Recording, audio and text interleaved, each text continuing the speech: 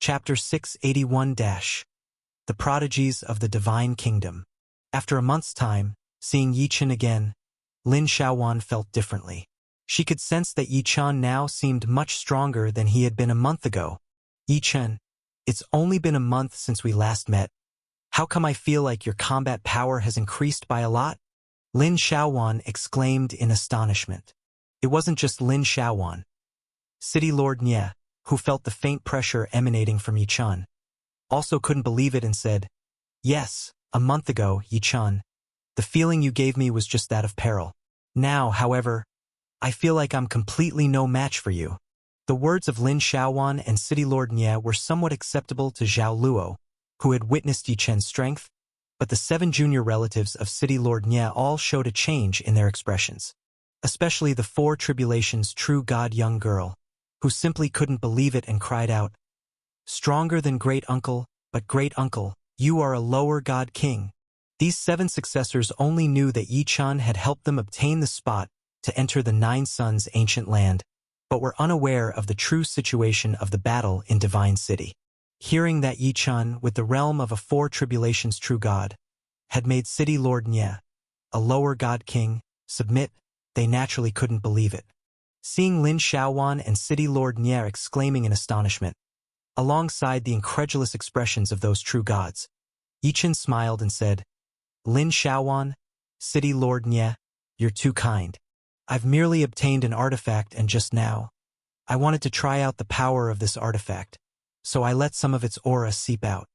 In this 1 month's time, Yi-Chen's strength indeed had some improvements, especially after purchasing many pills and spiritual herbs at the trade fair in Blazing Sun Divine City, which, after consumption, greatly advanced his combat power cultivation. However, what truly raised Yi-Chen's trump card was the recently successfully refined Star Blue Divine Garment. When Yi-Chen flew towards Lin Xiaowan and City Lord Nye, even Lin Xiaowan and City Lord Nye were unable to detect the power of the Star Blue Divine Garment. It was only because Yi-Chen wanted to try out the true effect of the Star Blue Divine Garment that he showed a very small part of its power, which made Lin Xiaowan and City Lord Nye realize it. Through the words of Lin Xiaowan and City Lord Nye, Yi-Chen had a better grasp of the Star Blue Divine Garment's concealing effect and its divine power. An artifact? Well, this artifact must be quite extraordinary. Lin Xiaowan's beautiful eyes looked towards Yi-Chen. She could sense the aura of the artifact that Yi-Chen revealed, but when she tried to probe it, she absolutely couldn't find out what the artifact was. What Lin Xiaowan didn't know was that, let alone her, even many strong divine venerables wouldn't be able to detect Yi-Chen's Star Blue Divine Garment. In fact, if Yi-Chen hadn't activated the garment's defensive power, her probing alone might have been met with a backlash attack from the garment. Yi-Chen, however, didn't continue to discuss the matter of the artifact. He looked towards the 7 people behind City Lord Nye. "Are these 7 the ones who will be entering the 9 Suns' ancient land with us?" "Yes, they are." City Lord Nye hurriedly explained the identities of the 7 to Yi-Chen. "These 7 are all my juniors. It was quite difficult to get a chance to go to the 9 Suns' ancient land, so I decided to let them go out and get some experience. This is my grandniece, called Nye Ningnin." City Lord Nye pointed to the 4 Tribulations true god young girl and said. At the same time, City Lord Nye smiled at the 4 Tribulations true god young girl and said, "Ningnin, although you and Yi-Chen are of the same realm, Yi-Chen is a peerless genius of the Divine Kingdom's caliber, and you are just an ordinary 4 Tribulations true god from the small divine cities of the Southern Territory. The gap between you and him is not a small one." Hearing her great-uncle mention Yi-Chen's formidability again, when Nye Ningnin looked at Yi-Chen, her gaze had completely changed, as if looking at an elder. "This is my grandnephew, 8 Tribulations true god Nye. This one is Nye Ing." City Lord Nye introduced the other true gods one by one. Finally, City Lord Nye also said to Yi-Chen, "Even though when we enter the 9 Suns' ancient land, everyone will be separated at random according to the situation in previous years. If you, Yi-Chen, encounter my juniors in the ancient land, I hope you will take good care of them." "Certainly," Yi-Chen agreed with a smile. No wonder City Lord Nye was concerned. His several juniors were just ordinary warriors from the small divine cities of the Wanmu Mountain Divine Kingdom, and it was only with the help of Yi Chun and Lin Xiaowan that they obtained the opportunity to enter the Nine Suns' ancient land. Among the countless true gods who would enter the Nine Suns' ancient land, they likely belonged to the batch at the very bottom, and indeed needed to be extremely cautious in their adventures there. After getting to know each other, Yi Chun took a seat and chatted about various matters with Lin Xiaowan, City Lord Nye, Zhao Luo, and others. After a while, Yi Chun said goodbye to them and returned to the inn. After a night had passed, the day when the Nine Suns' ancient land was officially set to open finally arrived. Early in the morning, Yi Chun, Lin Xiaowan, City Lord Nye, and the others gathered together once again. When City Lord Nye came to Blazing Sun Divine City, he had handed over his residence location and the proof of victory given to him by Lanling God King, the organizer of the Battle of Divine City, to the manager of the King's Mansion in the southern territory of Blazing Sun Divine City. As the day the Nine Suns' ancient land was officially set to open arrived, early in the morning, the King's Mansion of the Southern Territory dispatched an Earth Divine Venerable to distribute the tokens for entry into the Nine Suns' ancient land, giving them into their hands. After Yi Chun, Lin Xiaowan, and City Lord Nye had gathered together, City Lord Nye also handed over the entry tokens to the 10 of them. Clutching the small token, Yi Chun's eyes were sparkling.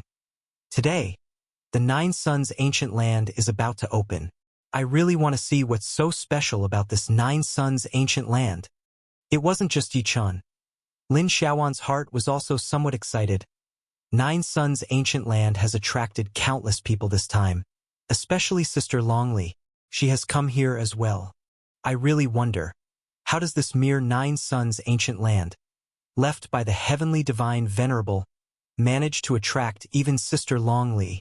The remaining few, Zhao Luo, Nyaningnan, City Lord Nye, and a few other ordinary true gods, had managed to secure the highly coveted slots to enter the Nine Suns' ancient land, were, needless to say, even more excited and nervous. All right, let's go. Let's hurry to the gathering place. Once there, we can enter the Nine Suns' ancient land when the time comes. Finally, City Lord Nye raised his hand and called out, "Now, I fear that many people have already gathered there. I wonder if any of the formidable individuals mentioned in the rumors have arrived." Standing at the easternmost edge of the Blazing Sun Divine City, one could see the immense outline of a part of the star continent far off in the distance, just a bit further east. That enormous part of the star continent was none other than the Nine Suns' ancient land, left behind by a heavenly divine venerable, the Nine Suns Venerable. The whole Nine Suns' ancient land had been completely sealed off, and this day was the day it opened, an event that only occurred once every 1,000 years. At this moment, in the void above the easternmost edge of the Blazing Sun Divine City, where adventurers gathered for the Nine Suns' ancient land, the space was already densely filled with warriors. By the time Yi Chun, Lin Xiaowan, and their group arrived, there were no fewer than 1,000,000 warriors in sight, and the number was still growing. Among these people were the true gods about to enter the Nine Suns' ancient land, as well as the formidable warriors who had brought these true gods here. Yi Chun could sense countless God King realm warriors, and even some Earth Divine Venerables and Heavenly Divine Venerables. Normally, the Nine Suns' ancient land wouldn't attract the descendants of the Heavenly Divine Venerables, but this time, due to Long Li's involvement, the caliber of attendees had increased significantly. Powerful auras surged through the void heaven. The Earth Divine Venerable was one thing, but where the Heavenly Divine Venerable stood, others didn't dare to approach, save for their descendants who were about to enter the Nine Suns' ancient land and could stay near them. When they saw the gazes of many true gods from the great divine city and the small divine cities of the southern territory below them, the descendants of these heavenly divine venerables couldn't help but hold their heads high in pride. They reveled in the feeling of being the center of attention. At Yi Chun's side, Lin Xiaowan was smiling as she whispered to him, "Those heavenly divine venerables are nothing special. Yi Chun, in a while, you might even see divine venerable realm powerhouses." Divine venerable realm powerhouses. Yi Chun was shocked. Could it be that the elders of those god kings who are going to enter the Nine Suns' ancient land will personally escort them here? Yi Chun could only guess that the divine venerable realm powerhouses he expected were due to the legendary god kings with significant backgrounds who were about to enter the Nine Suns' ancient land. Lin Xiaowan smiled and nodded. You'll see in a while. Read latest stories on Novelbin.com. Lin Xiaowan hailed from an immortal divine venerable family and had trained at the Supreme God Institute, so it was clear that she was well informed. The Wanmu Mountain Divine Kingdom in the Southern Territory governed countless star continents, and each great divine city assigned just 10 slots for entering the Nine Suns' ancient land numbered in the tens of thousands. As for the small divine cities, they were innumerable. Even if only 18 small divine cities compete for 10 slots for entering the Nine Suns' ancient land, the Southern Territory would still allocate millions of slots for the Nine Suns' ancient land among them. It was only because the Nine Suns' ancient land occupied a vast part of the star continent that it could accommodate so many people to venture within. In lesser realms' adventure sites, the notion of millions of people entering to explore was simply unimaginable. When Yi Chun, Lin Xiaowan, and their group had waited at the gathering place for the time it takes to drink 3 cups of tea, and the number of warriors pouring in had even reached over 10 million, the influx of people finally began to slow. As the time to enter the Nine Suns' ancient land drew closer, it was clear that most of those who were coming had almost arrived. Just as many were inquiring whether the 10 god kings who were to enter the Nine Suns' ancient land had yet to arrive. Suddenly, roaring laughter and conversation echoed through void heaven. Brother Mu Shan, I didn't expect you to personally escort the little princess and the third young master to the Nine Suns' ancient land this time. Amidst the laughter, the entire southern side of the void heaven was torn open, and an old man in yellow, accompanied by 2 youths, appeared in the void. Without looking at the countless warriors below, the old man in yellow focused his gaze on another part of the void. Following his words, another part of the void was completely ripped apart, and an old man with white eyebrows and beard, escorting a young girl and a young man, came into view. The white-bearded old man laughed back at the man in yellow. Brother Zhaokua, long time no see. With your 4 tribulations divine venerable realm status, coming here surely involves more than just chaperoning these 2 youths. Chapter 682. Brother Mu Shan is also a 4-star sovereign. Isn't he here now? The yellow-robed elder let out a hearty laugh. Old brother should know, there are really quite a few descendants of significant figures who will come to the Nine Suns' ancient land this time, and I fear that many sovereigns will come here as well. The Southern Territory King himself has ordered me to come here to receive them. I have a heavy duty on my shoulders. The white-browed elder nodded. I didn't expect that this small place established by a lesser-known heavenly divine venerable would attract those youngsters to come here. If it wasn't for the order from Sovereign Xuechen, that no one should interfere with the young one's adventure, I would have been keen to enter the Nine Suns' ancient land to thoroughly investigate what is so mystical about this realm. As he spoke the name Sovereign Xuechen, a look of utmost respect appeared on the face of the elder with white eyebrows and beard. The affairs of the younger generation should be left for them to venture on their own. The yellow-robed elder waved his hand. That Long Li is the favored disciple of Sovereign Xuechen, who even personally went to the Southern Territory King Mansion to ask for a divine king spot in this ancient land for her. We wouldn't dare interfere in the affairs of this elder. As the 2 sovereign realm beings conversed in the high void, more than 10 million martial artists below were utterly silent. Sovereign realm powerhouses. In the entire divine kingdom of Wanmu Mountain, they were top-tier figures. Who would dare to speak out or interject while such individuals conversed in the void? Even the earlier arriving heavenly divine venerables had lost their proud composure and bowed respectfully toward the 2 sovereign realm beings in the sky. Not to mention the others, many true gods were so frightened that they tightened their breathing, fearing even the slightest sound that might displease the 2 mighty figures above.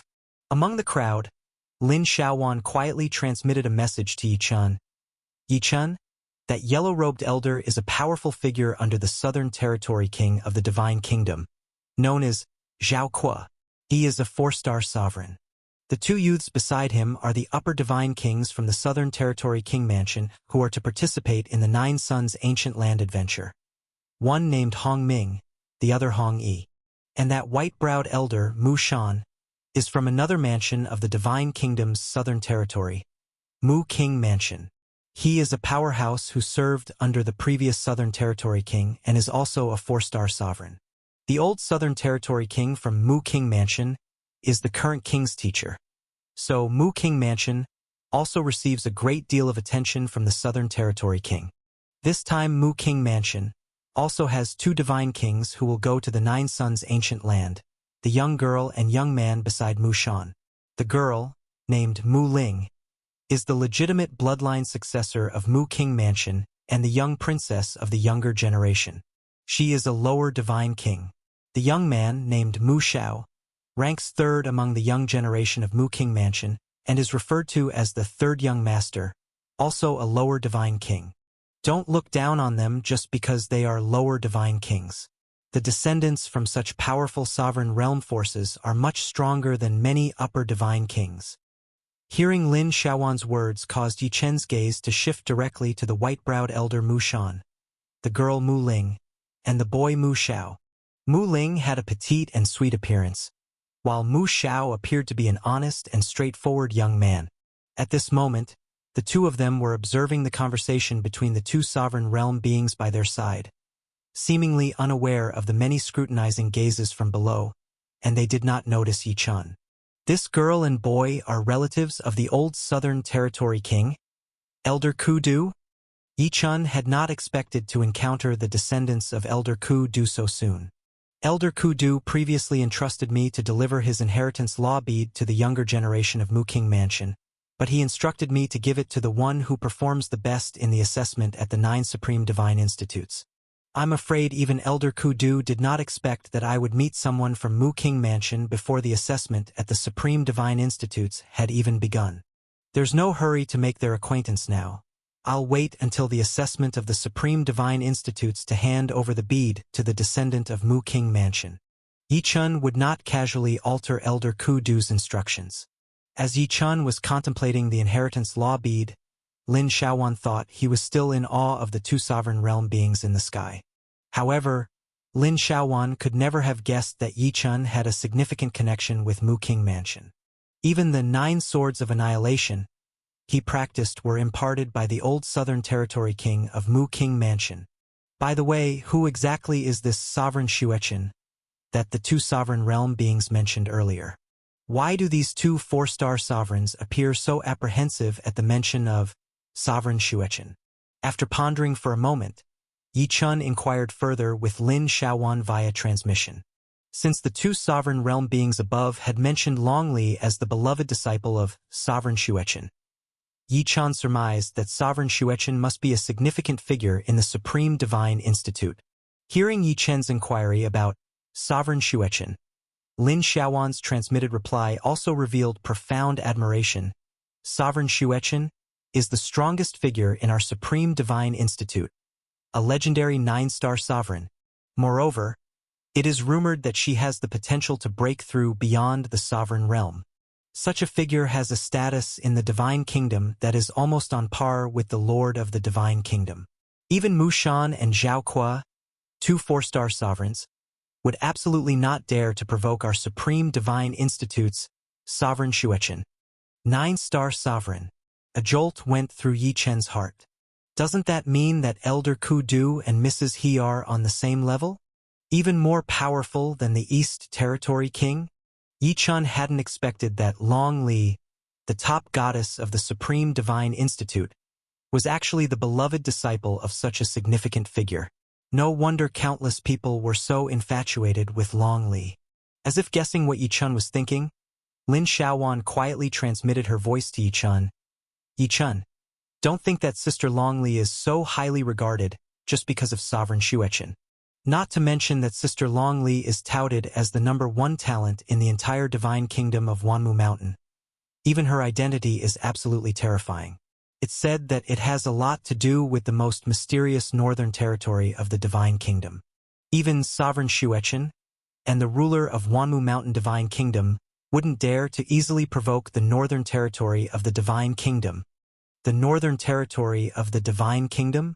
When Lin Shaowan mentioned this place, Yi Chen immediately thought of some words spoken by the 3 sovereigns, the East Territory King, Elder Ku Du, and Mrs. He, when they explored the mysterious ice cave. At that time, the East Territory King had said that the Northern Territory King of the Divine Kingdom had once entered that kind of mysterious ice cave. Even the ruler of Wanmu Mountain Divine Kingdom said that he did not dare to be an enemy of the Northern Territory King. Later, the Northern Territory King handed over her position to her sister and disappeared from the Wanmu Mountain Divine Kingdom. Find your adventure at novelbin.com. The East Territory King also said that the Northern Territory King might have encountered something that even sovereigns would find significant. Yi-chun guessed that it might involve matters beyond the sovereign realm that the mysterious ice cave touched upon. Yi-chun hadn't expected that Longli was actually so closely related to the Northern Territory of the Divine Kingdom.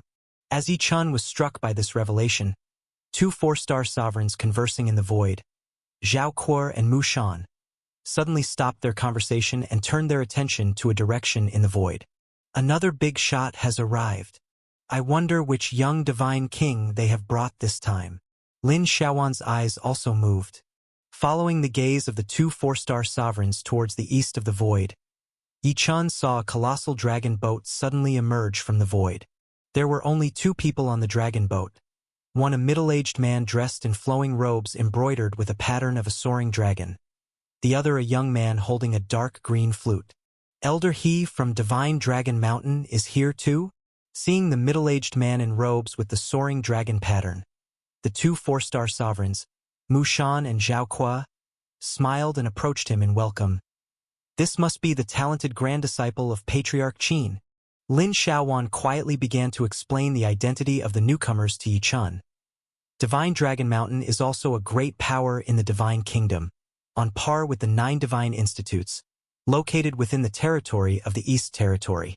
That young man, who also cultivates at our Supreme Divine Institute, is named Qin Feng, a direct descendant of the 8-star sovereign patriarch Qin Yuntian of Divine Dragon Mountain. Divine Dragon Mountain, the East Territory of the Divine Kingdom, the 8-star sovereign Qin Yuntian? Yi-chun couldn't help but smile wryly at that moment. It seemed that because of Longli, indeed many mighty forces and young martial artists of the Divine Kingdom had been stirred. I just don't know whether Divine Dragon Mountain located in the East Territory has any connection with the East Territory King? Thinking this, Yi-chun directly inquired through telepathy with Xiaojiu, who was inside the Ice Jade Pendant. Lin Xiaowan was well informed, but concerning the East Territory King, it wasn't appropriate for Yi-chun to ask Lin Xiaowan. So he inquired with Xiaojiu, who also knew many secrets.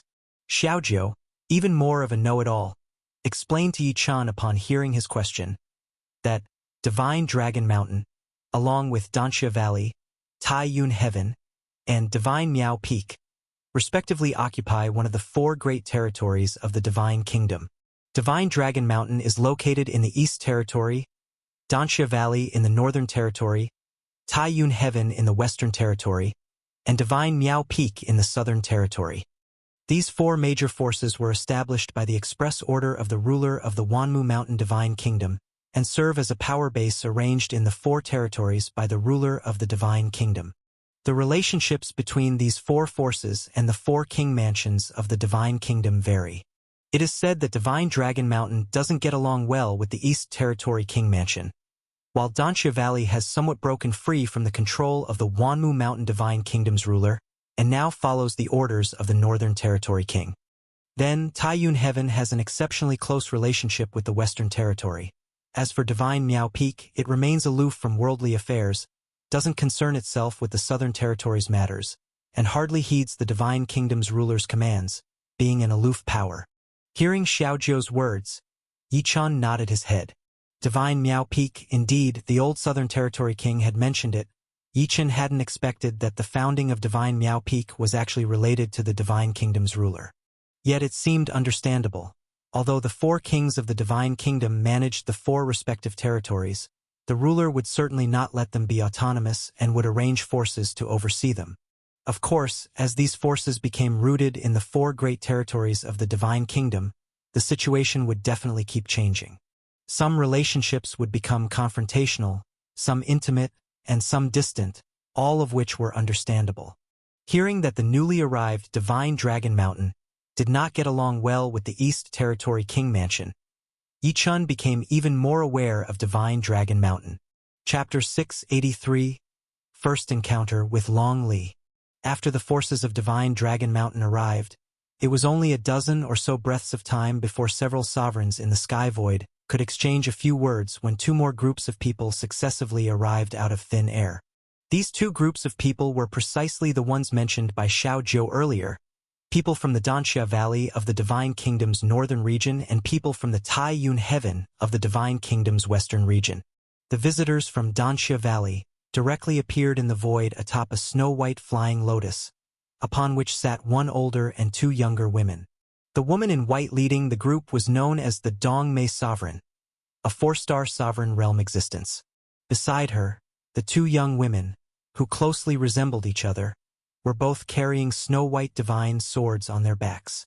Through Lin Xiaowan's introduction, Yichun learned that these two were sisters practicing at the Taiching Divine Institute, situated in the Divine Kingdom's northern region. One was named Zhu Qianqian, and the other was named Zhu Qingqing. This pair of sisters both were at the level of upper god kings, and were among the 10 god kings who were set to enter the Nine Suns' ancient land. The visitors from Tai-Yun Heaven, a major power said to have an incredibly intimate relationship with the Western Region King Mansion, consisted of a middle-aged man and two youths. The aura exuded by these three upon arrival was equally astonishing as all three of them rode upon a gigantic eagle spanning 1,000 zhang, tearing through the void in an instant to descend upon this domain. The middle-aged man leading the group, dressed in black, was a 4-star sovereign realm like the Dongmei Sovereign from Danxia Valley and Elder He from Divine Dragon Mountain, known as the Fei Yuan Sovereign. Lin Xiaowan took special care to introduce the two youths beside him to Yichun. One was named Yang Yun, and the other was named Yang Yen, both of whom, like Qin Feng from Divine Dragon Mountain, were training at the Supreme Divine Institute. Lin Xiaowan further mentioned that Yang Yun, Yang Yen, and Qin Feng were ranked as the 2nd, 4th, and 5th strongest contenders on the Divine King ranking, co-established by the 9 Great Divine Institutes. All three were unquestionable admirers of Long Li. They had come here specifically because Long Li was heading to the Nine Suns' ancient land. In particular, the tall and slender Yang Yun, dressed in a flowing white robe with a handsome and elegant demeanor, was said by Lin Xiaowan to be incomparably powerful. He was an upper god king who had even defeated upper realm divine sovereigns. Your journey continues with Novel Bin. Calm. Yang Yun was also acclaimed by countless disciples of the Supreme Divine Institute as the only prodigy worthy of the Supreme Divine Maiden, Long Li, and was the most significant admirer among her numerous admirers. Yichun noticed that when Qin Feng and Yang Yen arrived, many of the young female martial artists remained rather unmoved, but as soon as Yang Yun made his appearance, they visibly became extremely excited. Clearly, Yang Yun was also an exceptionally notable figure within the 9 Great Divine Institutes. With the arrival of people from the Southern Territory King Mansion, Mu King Mansion, and the 3 major forces, there were suddenly 5 sovereign-tier individuals in the area. As if by prior arrangement, these 5 sovereigns, Zhao Kuo of the Southern Territory King Mansion, Mu Shan of the Mu King Mansion, Elder He of Divine Dragon Mountain, Dong Mei Sovereign of Danxia Valley, and Fei Yuan Sovereign of Tai-Yun Heaven, turned out to all be 4-star sovereigns. The 9 God King realm martial artists destined to enter the Nine Suns' ancient land had also all assembled. There were 2 upper god kings, Hong Ming and Hong Yi, from the Southern Territory King Mansion, the young Princess Mu Ling and the 3rd young Master Mu Xiao from the Mu King Mansion, Qin Feng from Divine Dragon Mountain, Zhu Qianqian and Zhu Qingqing, the pair of sisters from Danxia Valley, and from Tai-Yun Heaven, Yang Yun and Yang Yen. Among these 9 great god kings, besides Mu Ling and Mu Xiao, all were upper god king realm powerhouses, and among the upper god kings, Yang Yun, Yang Yen, and Qin Feng were particularly notorious.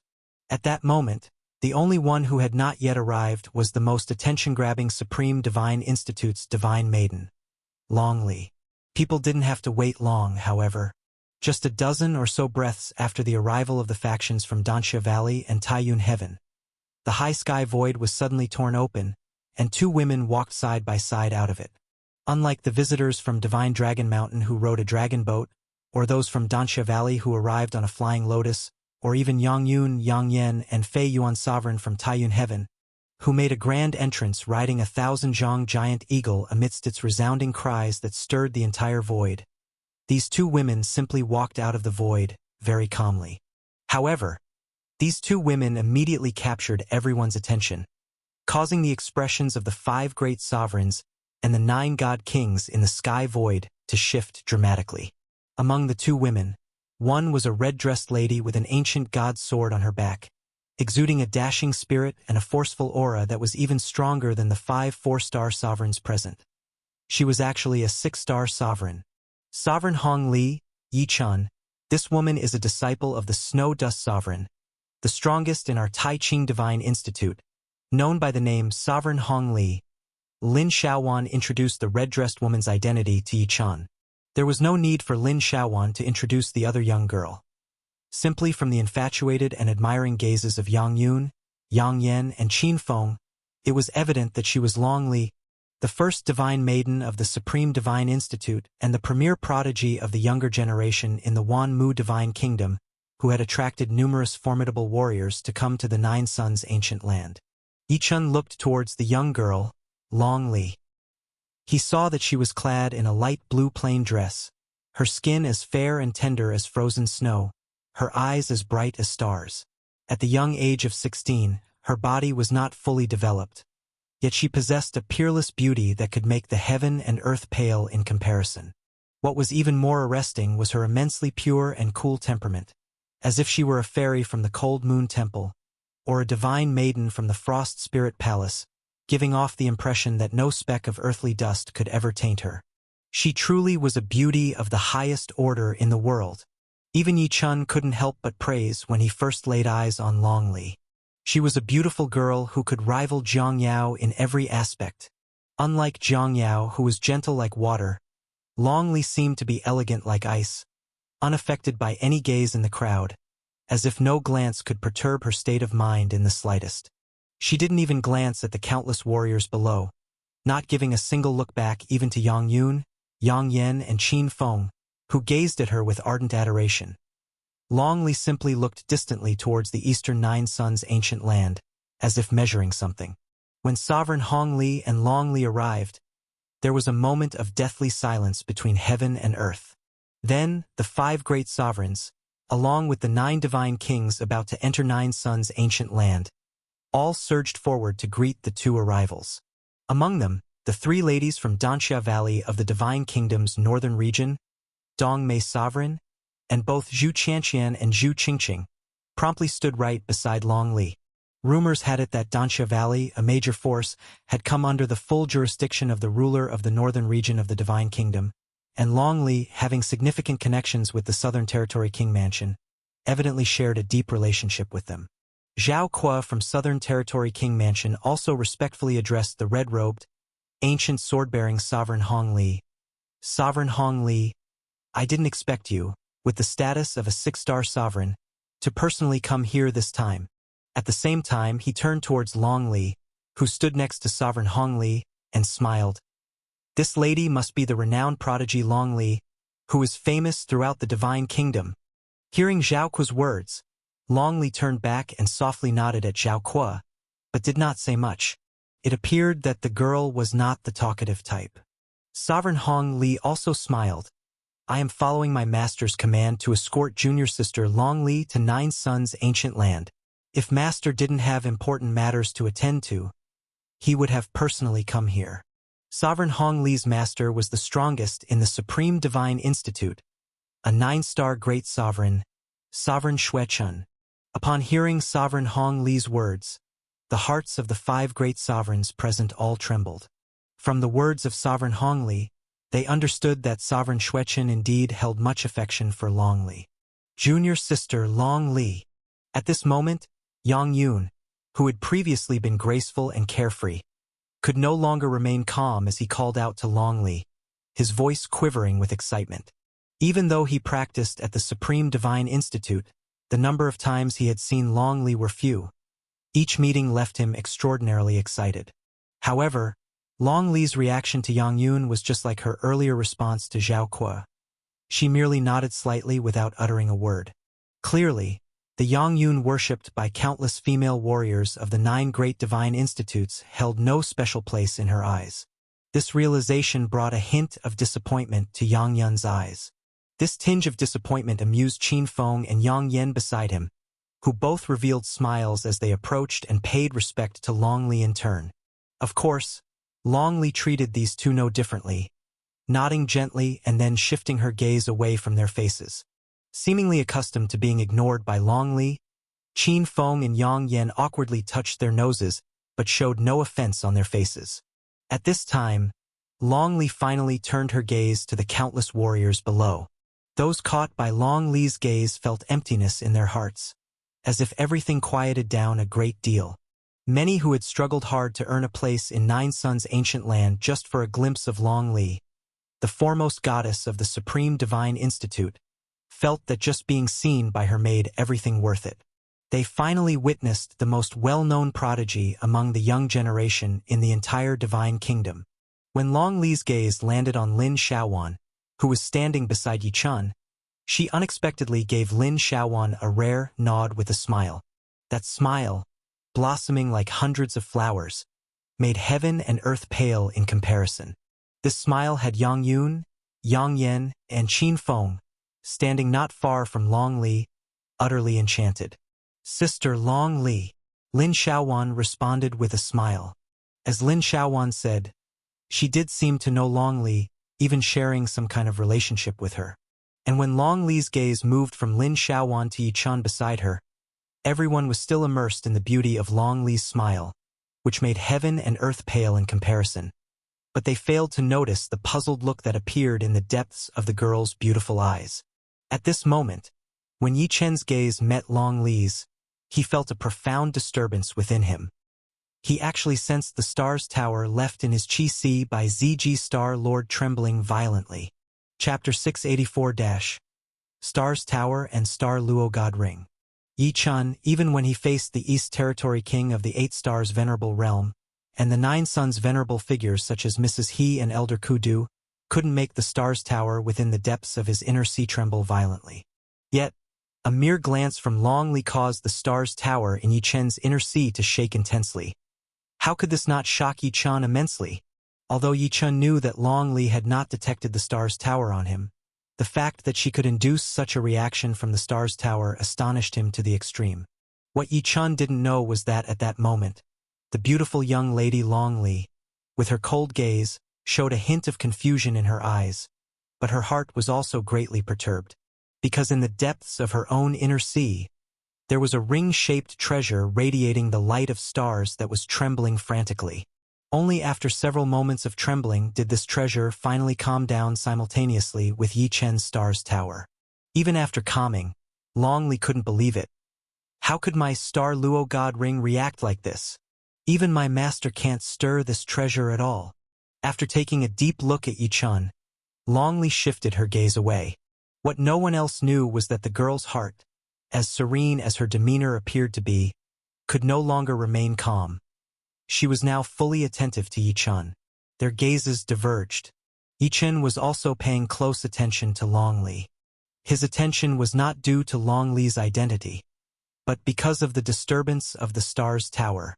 Above the void, after the 6 venerables exchanged a few words, the time for the opening of the 9 Suns' ancient land finally arrived. At that time, Sovereign Zhao Kuo, appointed by the Southern Territory King to oversee this exploration of the 9 Suns' ancient land, nodded to the various venerables before stepping forward. His voice echoed throughout the void. The 9 Suns' ancient land is an exploration site left by the Heavenly Divine Venerable, the 9 Suns Venerable, belonging to our Southern Territory. This land of exploration lies above the sealed 9 Suns continent to the east. When Sovereign Zhao Kuo mentioned the 9 Suns' ancient land, over 10 million martial artists in the gathering all turned their gazes toward the large mainland continent to the east, where part of its massive silhouette could be faintly discerned. Even Long Li couldn't help but become unsettled at the sight. Sovereign Zhao Kuo continued, "This time, the participants venturing into the exploration are countless times more powerful than those from before, but the rules remain the same. The exploration of the 9 Suns' ancient land will last 1 month. After 1 month, Those still alive will be teleported out. This land was the domain left by the heavenly divine venerable, and the treasures within erupt regularly every 1,000 years. Moreover, since our Southern Territory King Mansion has been in charge of this site, we have also placed numerous treasures and opportunities within it. Discover stories at novelbin.com. These treasures and opportunities are highly beneficial to martial artists below the divine venerable realm. Once inside, how much fortune you garner will depend on your own destiny. With opportunity, of course, comes peril. Many among you have already inquired about the dangers of the Nine Suns ancient land, but I will reiterate it now. The founder of the Nine Suns ancient land, the Nine Suns Venerable, was a refining master. The treasures he left behind are abundant. Similarly, there are numerous perilous areas. Many of these danger zones can easily annihilate divine kings. Furthermore, since the Southern Territory King Mansion has taken charge of this ancient land, it has been used as a training ground for the many gods and divine kings of the Southern Territory. Along with the countless treasures and opportunities placed by the Southern Territory King Mansion, numerous terrifying ancient beasts have been introduced, and countless deadly traps have been set. Training brings rewards but also death. In every exploration of the Nine Suns ancient land, millions enter, but the number of deaths often reaches a third or even half. Therefore, I would like to remind you not to be blinded by the lure of treasures. While seeking them out, ensure you also preserve your lives. The entire Nine Suns ancient land exploration will last for 1 month. I hope that after 1 month, I will still see most of you here. Whoosh! After Sovereign Zhao Qu finished speaking, only a few individuals, like the 10 god kings with significant backgrounds above the void, and many true gods with their own methods, managed to maintain their composure. However, the vast majority of true gods in the arena exhibited drastic changes in their expressions. Individuals like City Lord Niez 7 Juniors and Zhao Luo, although they had heard about the dangers of the Nine Suns ancient land, were on edge after hearing a sovereign's emphasis on it. The true gods from numerous small divine cities and many from the great divine cities were also looking extremely solemn. Of course, although most true gods were worried about their safety, they were even less willing to give up the opportunity to explore the Nine Suns ancient land. The path of martial cultivation inherently carries great risk. Events like heavenly tribulations and divine calamities, which have a high likelihood of being fatal, are impossible to avoid. For the sake of gaining strength, these martial artists would naturally not miss out on opportunities simply due to risk. However, everyone reminded themselves that once inside the Nine Suns ancient land, they must be extremely cautious and not become one of the many who die there. Seeing the drastic change in the expressions of countless true gods and their solemn attitudes, Sovereign Zhao Qu nodded. He said again, the Nine Suns ancient land where the entire Nine Suns continent is located is almost as vast as the large star continent in the Divine Kingdom. Although there are millions of martial artists wanting to enter, once they step into this immense star continent, they will be like droplets of water dispersing into the sea, scattering across various places. All your actions will depend on your own strength. Once the Nine Suns ancient land officially opens, step into the teleportation divine formation that leads into the Nine Suns ancient land, and start your 1-month exploration. After finishing these words, Sovereign Zhao Qu nodded towards a squad from the Southern Territory King Mansion that stood by in the void. This squad had 108 members, 72 of whom were in the Divine King realm, led by 36 heavenly divine venerables. Upon seeing the signal from Sovereign Zhao Qu, the 108 martial artists immediately vanished from the void. In the next moment, they appeared alongside the Nine Suns ancient land. All 108 martial artists had divine light flashing in their hands as a divine light law plaque materialized simultaneously in their grasp. Then, these 108 divine light law plaques were raised, and beams of divine light shot into the sky from the plaques, transforming into massive divine beasts that pounced towards the many restrictive areas of the Nine Suns ancient land below. Something shocking happened. The entire sealed Nine Suns ancient land, with its sealing great formations visible to the naked eye, began to dissolve as these tremendous divine beasts struck them. In the end, outside the sealing great formation, 108 teleportation divine formations, each spanning 10,000 feet, took shape. Just step into any of these 108 teleportation divine formations to be transported into the Nine Suns ancient land. Now, martial artists who hold tokens for entering the Nine Suns ancient land can use their tokens to step into the Nine Suns ancient land. With a wave of his grand arm, Zhao Kuo and other martial artists exchanged glances before rushing towards the 108 teleportation divine formations of the Nine Suns ancient land. After taking several deep breaths, the others, not wanting to fall behind, spoke a few words to their relatives who had come with them and, under the watchful instructions of their families, also flew towards the teleportation divine formations. Among the more than 10 million martial artists gathered in the void, millions swarmed into the 108 teleportation divine formations like locusts, continuously disappearing from sight. Yi Chen's gaze turned to the few venerables above and the 10 divine kings who hadn't moved yet, as if they were waiting for the martial artists below to enter before proceeding. When Yi Chen looked at Long Li, this time, Long Li didn't look back, but instead focused on the Nine Suns ancient land. Why can Long Li trigger my star's tower? With her strength at the upper god king realm, even capable of battling a heavenly divine venerable, why would she enter an ancient land left by a heavenly divine venerable? Yi Chen was filled with confusion. However, he soon pushed these doubts to the back of his mind. Yi Chen's primary goal in entering the Nine Suns ancient land was to improve his strength. As for the rest, if he couldn't understand it now, he would have to wait for another opportunity to figure it out. Let's go too. Yi Chen addressed Lin Xiaowan, Zhao Luo, and the 7 descendants of City Lord Nye, including Nye Ningnan. Ningnan, be very careful after you enter the Nine Suns ancient land.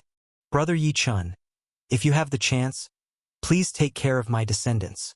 Just like the other divine kings who stayed outside the Nine Suns ancient land to see off their kin, City Lord Nye admonished his descendants and also sought Yi Chen's assistance once more. After seeing Yi Chen nod in agreement once again, he felt somewhat relieved. Nevertheless, City Lord Nye knew that given the vastness of the Nine Suns ancient land, the chances of his descendants encountering Yi Chen were slim. They still had to rely on themselves. After a brief conversation, Yi Chen, along with Lin Xiaowan, Zhao Luo, Nye Ningnan, and others, flew towards one of the 108 teleportation divine formations. Unbeknownst to Yi Chen, as they flew toward the teleportation divine formation, although Long Li didn't look at him, her voice directly reached Lin Xiaowan's ears. Sister Wan, what is the name of that young man in green clothes beside you? Right, Sister Wan. Don't look at me, and don't tell anyone that I asked about his name. Lin Xiaowan was utterly astounded and couldn't help but stop in mid-flight. Sister Long Li, his name is Yi Chen. Lin Xiaowan, heeding her words, didn't look at Long Li but replied through a message. But in her heart, Lin Xiaowan felt a surge of shock. Why would Sister Long Li inquire about Yi Chen? Lin Xiaowan had never seen the usually cold and detached Long Li ask about any male martial artist before. If the countless martial artists from the 9 divine colleges who adored Long Li knew she was inquiring after Yi Chen's name, Yi Chen would undoubtedly be submerged by an onslaught of jealous glares. Chapter 685 Snow Crystal, Fire Crystal, Ice Flame. Fellow Taoist Lin Xiaowan, what's the matter? Yi Chen, who was next to her, saw Lin Xiaowan suddenly stop on her way to the teleportation divine formation, also halted in place and looked towards her. Zhao Luo and Nye Ningnan, along with their 5 companions, also stopped and turned their attention to Lin Xiaowan. It's nothing. Lin Xiaowan quickly refocused her mind, seeing that Long Li did not ask further questions. She then smiled gently at Yi Chen and the others and said, "Let's go. We should hurry into the Nine Suns ancient land." However, when she looked at Yi Chen again, Lin Xiaowan's gaze turned strange. Even though she calmed her mind, the mere thought of Long Li personally inquiring after Yi Chen's name unsettled her. Feeling puzzled by Lin Xiaowan's odd gaze, Yi Chen also couldn't figure out what was going on. When he asked Lin Xiaowan about it and she refused to say, Yi Chen could only smile and shake his head before continuing towards the teleportation divine formation.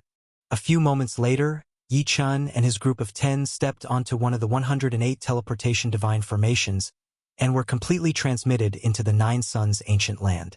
It wasn't until after Yi Chun had vanished from sight that Long Li in the void turned towards the direction where Yi Chun had disappeared.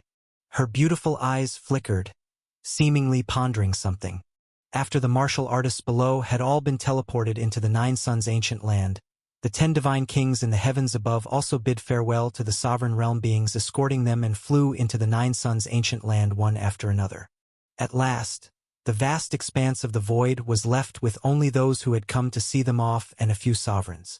Sovereign Hong Li, do you know why the young Taoist Long Li decided to enter the Nine Suns' ancient land? At this moment, Zhao Kuo of the Southern Territory King Mansion couldn't help but ask Sovereign Hong Li, who had accompanied Long Li to the Nine Suns' ancient land. Indeed, considering how highly Lord Snowdust Sovereign regards young Taoist Long Li, this mere heavenly divine venerable's Nine Suns' ancient land should not have caught her discerning eye. So why has she taken the trouble to come here for an adventure? The other sovereigns too expressed the doubts they had harbored for a long time. Seeing the curious expressions on the faces of the other sovereigns, Sovereign Hong Li smiled and said, "I'm not clear on the affairs of junior sister Long Li. It seems that the heavenly divine venerable had something that made junior sister desire it. After all, although the Nine Suns Venerable was only a heavenly divine venerable, he was a master in artifact refinement, and perhaps he had some items that could be of use to junior sister." Hearing Sovereign Hong Li's words, the remaining sovereigns nodded in agreement. That's true. Since young Taoist Long Li has not yet broken through to the divine sovereign realm, some treasures from a divine venerable who is a master in artifact refinement may indeed help her. In any case, with young Taoist Long Li's strength, the Nine Suns' ancient land will hardly be a challenge for her. Let her gain some valuable experience inside and find what she's looking for. At this, Sovereign Zhao Kuo also smiled and said, "1 month's time is but the blink of an eye for us. Let's wait here for their return. Meanwhile, please, my fellow Taoists, have a taste of the ice snow divine brew, brought personally by the Lord of the Southern Territory, which he entrusted me to present to you. Read new chapters at novelbin.com. Ice snow divine brew?" At hearing these 4 words, the eyes of the sovereigns lit up. Sovereign Fei Yuan from Taiyun Heaven even laughed and said, "I have long heard that within the Southern Territory ruled by the Lord of the Southern Territory, there is an ancient star continent with an extreme Emo divine tree and the 5 extreme divine flower. Using the leaves of the extreme Emo divine tree as fuel to boil the 5 extreme divine flower, the resulting ice snow divine brew is said to be extremely delicious and has wondrous effects in nourishing the extreme heavenly divine power of those at the sovereign realm. I didn't expect that, by taking the opportunity of these youngsters venturing into the Nine Suns' ancient land, we would also get to savor such a delicacy. Fellow Taoist Zhao Kuo, please bring it out quickly. We are somewhat impatient to taste it." Sovereign Zhao Kuo laughed and nodded. With a flick of his hand, a stone table and several stone stools appeared out of thin air in the void, and the sovereigns then sat on the stone stools. With another flick of his hand, a translucent and snowy white small bottle and several cups appeared on the stone table. As the snowy white bottle was opened, the sovereigns watched Sovereign Zhao Kuo pour drop by drop of snowflake-shaped crystalline droplets into the cups, their gazes turning fervent. Looking at these snowflake-shaped crystalline droplets, one could see that each drop shimmered with exceedingly strange speckles of starlight, as if endless divine power was contained within these translucent droplets. The Nine Suns' ancient land, a mysterious realm left behind by the Nine Suns Venerable. Even though it had come under the administration of the Southern Territory King Mansion, the original appearance of this realm had not been altered. It was said that the Nine Suns Venerable was an exceptionally skilled master of artifact refinement, who had specially processed the entire Nine Suns' ancient land, using 3 types of flames to divide the land from outside to inside into 3 major zones. The outermost zone, called the Icy Realm, is an entire world of ice, unbearably cold. Legends say this extensive peripheral area was formed after the Nine Suns Venerable steeped it in a cold ice flame, resulting in a special realm. The second area, surrounded by the Icy Realm and closer to the center, is known as the Fiery Realm. This fiery realm is the exact opposite of the extreme cold of the icy realm, scorchingly hot within, and rumored to be home to countless formidable beings of fire. Further inside from the icy realm and fiery realm lies the core area of the Nine Suns' ancient land. This area is known as the Nine Suns realm, where, according to rumors, the cave dwellings of the Nine Suns Venerable and his disciples are hidden. The entire outer perimeter of the Nine Suns realm was fully sealed, leaving only 9 colossal cauldrons as entrances. Only after meeting certain conditions could one pass through those 9 colossal cauldrons to enter the very core of the Nine Suns' ancient land, the Nine Suns realm. At this moment, the millions of martial artists who had entered the Nine Suns' ancient land, regardless of their teleported positions, were in the outermost circle of the Nine Suns' ancient land known as the Icy Realm. Only by moving toward the core area of the Nine Suns' ancient land from the position they were in could they reach the more internal Fiery Realm and the most central Nine Suns realm. At this time, in the eastern direction of the outermost Icy Realm, amidst a dense snow forest, Yi-chun appeared directly in the snow forest after a spatial twist. The first sensation Yi-chun felt as he landed was the cold. It was worth noting that Yi-chun's strength had already reached the level of a divine king, so the temperature here must be extremely low for him to feel cold. Many true gods from the lower realms would probably be frozen to death just by entering this icy realm. Not to mention true gods from lower realms, even many of the weaker true gods who had entered the Nine Suns' ancient land had to activate powerful protective artifacts to fend off this cold. Only a few people as powerful as Yi-chun could withstand the cold of the icy realm without relying on any artifacts. Besides the cold, Yi-chun's second sensation was that the true qi between heaven and earth in this icy realm was incredibly rich. Merely breathing in, he could feel streams of energy being refined into divine power and merging into his body. The speed of refining this divine power was more than 10 times faster than outside. In other words, the Nine Suns' ancient land, not to mention the treasures inside, was a place where even mere cultivation was much stronger than outside. Truly worthy of an ancient land left by a heavenly divine venerable, it is indeed marvelous. With a soft smile, Yi-chun's thoughts stirred, and Xiaojiu flew out from the ice-snow jade pendant, settling on Yi-chun's shoulder. In the Nine Suns' ancient land, martial artists could only enter with the eligibility tokens. However, the spirit beasts and soul beasts they carried could be brought in as well. Xiaojiu, after emerging from the ice-snow jade pendant, also curiously examined this snowy world. Yi-chun, there is a rumor that the 3 realms of the Nine Suns' ancient land have increasingly dense true qi as one goes deeper, and that treasures are more abundant. The most beneficial items for true gods and divine kings are mostly in the Nine Suns realm. We should hurry to the Nine Suns realm, Xiaojiu said to Yi-chun after taking a look around the icy realm. Yi-chun nodded. However, before we move from the icy realm into the fiery realm, according to the information we've collected on braving the Nine Suns' ancient land, we must gather 10,000 snow crystals to meet the entry requirements and pass through the domain barrier of the fiery realm smoothly. Those 10,000 snow crystals. We indeed need to search for them thoroughly. As Yi-chun spoke, he lightly tapped in the air with his finger, and a crystal-clear diamond-shaped crystal pattern appeared in the void. This diamond-shaped crystal was snow-white throughout, with 3 special lines adorning each of its 5 corners. This crystal was precisely the snow crystal Yi-chun mentioned. Only by relying on these snow crystals could one activate the teleportation divine formation to travel through to the fiery realm and smoothly enter the more central fiery realm. Naturally, to proceed from the fiery realm into the most central Nine Suns realm, one also needed to find an odd crystal called the fire crystal, buried within the vast land of the Nine Suns' ancient land. Only by relying on that fire crystal could one successfully pass through the 9 colossal cauldron entrances surrounding the Nine Suns realm and smoothly enter the Nine Suns realm. Seeing Yi-chun examining the snow crystal pattern, Xiaojiu chuckled lightly. While we make our way, we can look for the snow crystals buried in this icy realm. With our soul-sensing abilities, finding 10,000 snow crystals shouldn't pose much difficulty. Yi-chun and Xiaojiu contemplated their action plan in the Nine Suns' ancient land from where they landed.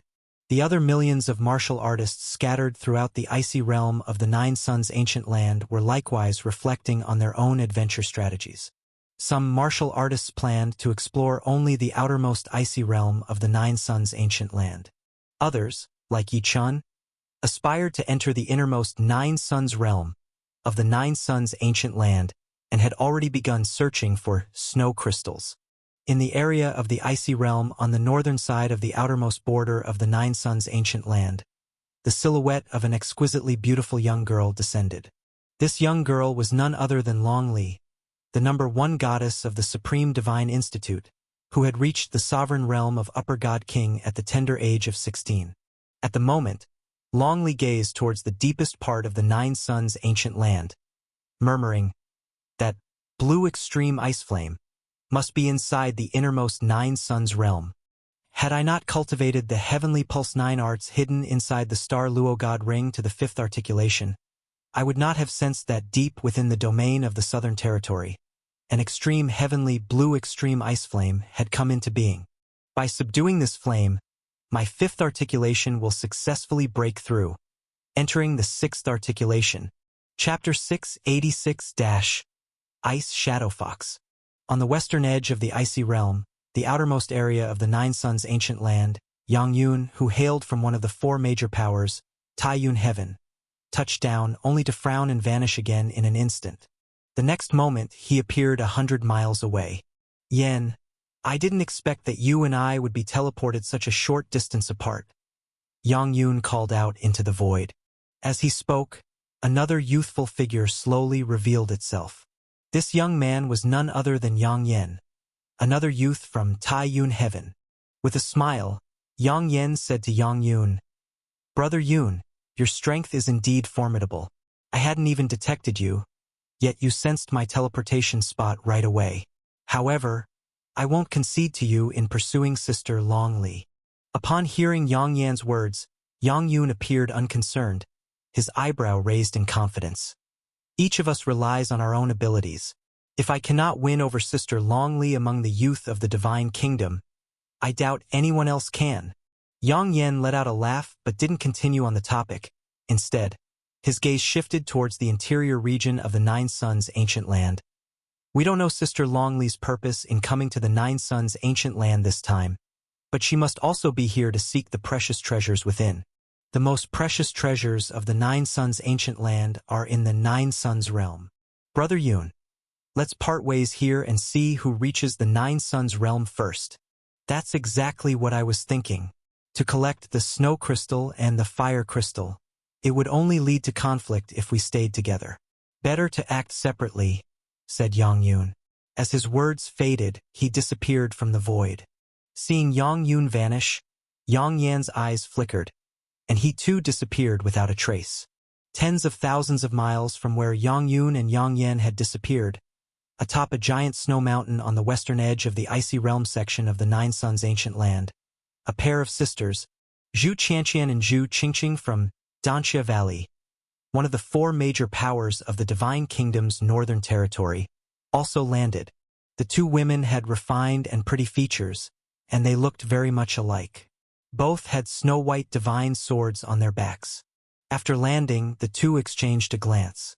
Zhu Qianqian said to Zhu Qingqing, "This time, Sister Long Li has asked us to help her obtain an item. Let us hurry to the Nine Suns realm to meet up with Sister Long Li. I'll take care of the traveling, and you handle the search for the snow crystal. As soon as we find a snow crystal, we'll collect it immediately. Let's try to gather 1,000 snow crystals while we're on the move." Zhu Qingqing nodded as she agreed. As she spoke, Zhu Qingqing's fair fingers gently pinched the air, and the pristine white divine soared behind her sword into the air, transforming into a sword dozens of feet long. The 2 women moved in unison onto the flying sword, which then vibrated through the void, carrying them off and disappearing amidst the nothingness.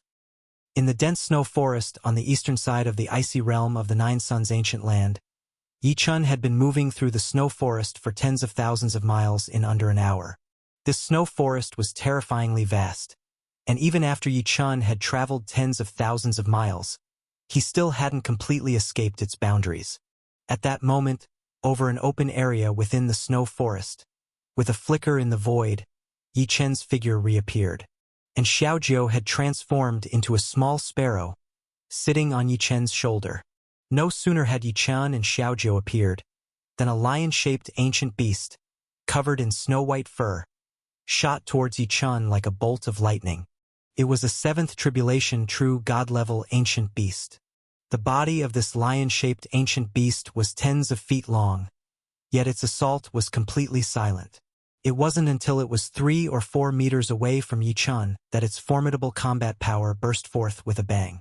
But Yi Chen and Xiaojiu seemed as if they hadn't noticed the lion-shaped ancient beast at all. Just as the ancient beast was about to snatch Yi Chen in the next moment, showing a human-like smugness on its face, something bizarre happened. At the very instant the beast made contact with Yi Chen's body, its entire form was sliced open by a sword light, instantly bisected into 2 halves. Boom! The giant body of the lion-shaped ancient beast crashed to the ground, sending a large swath of the thick snow covering the forest tumbling down. The ancient beast's giant body then began to wither at a visibly rapid pace, its divine power quickly dissipating into nothing, leaving behind nothing but a withered husk. Through this entire process, Yi Chen and Xiaojiu didn't even turn around. Only Xiaojiu's light laughter echoed through the snow forest. There aren't many powerful ancient beasts in the outskirts. This 7th tribulation true god beast wanted to launch a sneak attack. It probably didn't understand how it died even in its final moments. Yi Chen also chuckled. It's just this ancient beast's bad luck to encounter a snow crystal hidden in this area, just as I was materializing. Otherwise, if it hadn't attacked me, it wouldn't have died. As Yi Chen spoke, his finger pointed towards a spot in the void. Suddenly, a gigantic sword-shaped shadow appeared in the void and, with the momentum of the giant sword, slashed fiercely toward the snow forest ahead. The entire ground was cleaved with a massive sword mark spanning 400 to 500 zhang. Then, the giant sword mark trembled violently as the surrounding soil collapsed, causing the area within 1,000 zhang to cave in, forming a huge pit. Stay tuned for updates on novelbin.com. Looking down into the pit, one could see hundreds of shining diamond-shaped crystals hidden within the thick ice and snow. Yi Chen reached out his hand toward the collapsed pit of ice and soil, and hundreds of the shining diamond-shaped crystals flew towards him like a downpour. In the end, they were all collected into Yi Chen's spatial treasure. Another 400 or so snow crystals obtained, bringing the total number of snow crystals collected to over 1,000, he thought. Let's continue on our way and search for snow crystals. After saying this to Xiaojiu, Yi Chen once again disappeared into the void. In this manner, while heading towards the deeper fiery realm, Yi Chen continued his search for snow crystals. Along the way, Yi Chen encountered numerous ancient beast attacks, but the ancient beasts in the outermost icy realm of the Nine Suns' ancient land were not too formidable, and he dispatched them with ease. Of course, in addition to finding snow crystals, Yi Chen also had other gains. Throughout the journey, Yi Chen found many treasures for Xiaojiu and the little monkey, as well as for the 20 or so mutant flying ants, scarlet Ming ants he had with him. The treasure Yi Chen found for Xiaojiu was a bunch of exotic flowers that nourished soul power. The little monkey, on the other hand, consumed several magical fruits that were greatly beneficial to it. As for the scarlet Ming ants, Yi Chen discovered some blood-colored ice crystals on a snow cliff within the icy realm. After killing a few formidable ancient beasts near the ice crystals, Yi Chen released the scarlet Ming ants, which were inexplicably excited after sensing the blood-colored ice crystals. In less than a moment, a large swath of blood-colored ice crystals covering hundreds of zhang was completely devoured by the 20 or so scarlet Ming ants. Naturally, Yi Chen himself also obtained many spiritual materials and strange herbs along the way that were helpful for cultivation. In the outside world, these treasures would likely cost him a substantial amount of black divine coins, but in the Nine Suns' ancient land, he could pick them directly. Having just started and already reaping significant rewards, Yi Chen couldn't help but feel that the heavenly divine venerable's legacy of exploration truly contained extraordinary treasures. However, Yi Chen's smooth journey, treasure hunting, and snow crystal collecting came to an abrupt halt after traveling tens of millions of li and delving deep into a large portion of the icy realm. In a glacial valley within the icy realm, Yi-chan encountered the first formidable opponent since entering the Nine Suns' ancient land. At this moment, within the valley, Yi-chan was in an intense battle with a small beast. The speed of this small beast was so incredible that, despite Yi-chan's extraordinary combat abilities, he was still a notch slower than the beast. The attacking power of the small beast was even more fearsome, and Yi-chen's clothes were already torn to shreds by its claws. Had it not been for the star-blue divine garment, with its exceptional defensive power hidden on his body, Yi-chen's flesh might have sustained considerable damage from the beast. Of course, the small beast was not having an easy time either.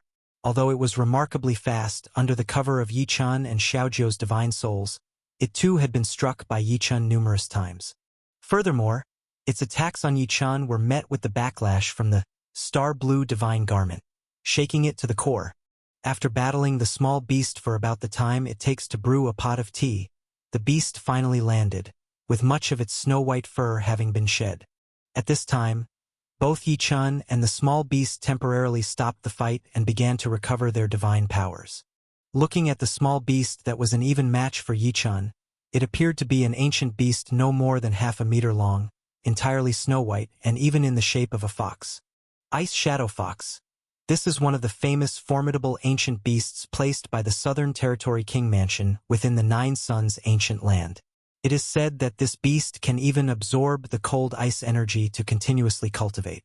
It seems that this Ice Shadow Fox has also been cultivating here in the Nine Suns' ancient land for quite some time. Its combat power is truly terrifying. Xiaojiu, who had been taken into the Ice Snow Jade Pendant during the fight, looked at the snow-white beast and spoke to Yi-chan. Chapter 687, Flame Mountain and Fire Elemental Lotus Seed. Hearing Xiaojiu's words, Yi-chan nodded. With his current combat strength, ordinary lower god kings stood no chance against him. Yet this small ancient beast could actually fight him to a draw, revealing its terrifying prowess. If this diminutive beast could transform into human form, it would likely have more than enough strength to dominate a small divine city as its lord. Moreover, the beast's incredible speed and attack power gave Yi-chan a feeling that surpassed the usual levels of divine power, suggesting that it might no longer be at the true god level, but had reached the god-king level. Even if it hadn't reached the middle god-king level with dual-colored heavenly divine power, within the ranks of the lower god-kings, it definitely stood out as one of the strong ones, far surpassing lower god-kings of City Lord Nye and Sima Feng's caliber. Of course, Yi-chan still had a few powerful trump cards up his sleeve to deal with this Ice Shadow Fox. For example, utilizing an ice puppet to launch a middle god king level attack could be a way to kill the beast. But killing this beast, with no benefits and a sheer waste of divine stones to drive the ice puppet, was not something Yi-chan wished to do. Yi-chan now planned to use his own techniques to properly fight with the Ice Shadow Fox, honing his combat skills. Although the beast was strong, it was not strong enough to force Yi-chan to reveal all his trump cards. Whoosh! While Yi-chan and Xiaojiu were observing the Ice Shadow Fox and contemplating their next move, the beast, having regained some divine power, bared its teeth and roared at Yi-chan before lunging at him again. Yi-chan's figure flashed in the blink of an eye, and the beast slammed into the ground, shattering the earth and collapsing it for tens of thousands of yards around. Ow! Ow! This creature, no more than half a meter long, was able to bring down an area of tens of thousands of yards. Its attack power was truly fearsome. What was even more terrifying was that these blows seemed to bring no recoil damage to the beast itself. It caused the ground to collapse and then, roaring loudly, it shot up from the earth like lightning and pounced at Yi-chan again. Adding to the upheaval of the snowy forest from the earlier battle, the nearby area of hundreds of miles was thrown into chaos. Naturally, Yi-chan was not about to just stand there and take a beating. Just like before, Yi-chan fully activated the defense of his star-blue divine garment, and his fiery flying sword had long been unsheathed, engaging in fierce combat with the beast once more. The sky and the earth within a few hundred miles of the battlefield were enveloped in an aura of combat, with both man and beast rapidly changing their positions and clashing at high speed. The void was constantly being torn asunder and then mending, while the earth was repeatedly collapsing. The giant trees in the snowy forest were being wiped out one after the other in the clash between Yi-chan and the beast. They fought for quite a long while. Just as Yi-chan was becoming increasingly proficient with the first 3 of the 9 swords of annihilation, even gaining a basic understanding of the 4th sword, the beast suddenly let out a shrill scream at Yi-chan, and then, turning its body, disappeared without a trace. The beast, having fought Yi-chan for half the day, managed to gain no advantage, and was instead wounded by Yi-chan's star-blue divine garment and 9 swords of annihilation. It had intended to use its strong recovery abilities to exhaust Yi-chan's fighting power, but found that after half a day of combat, Yi-chan showed no signs of fatigue. In the end, the beast reluctantly gave up on the idea of attacking Yi-chan, helplessly fleeing.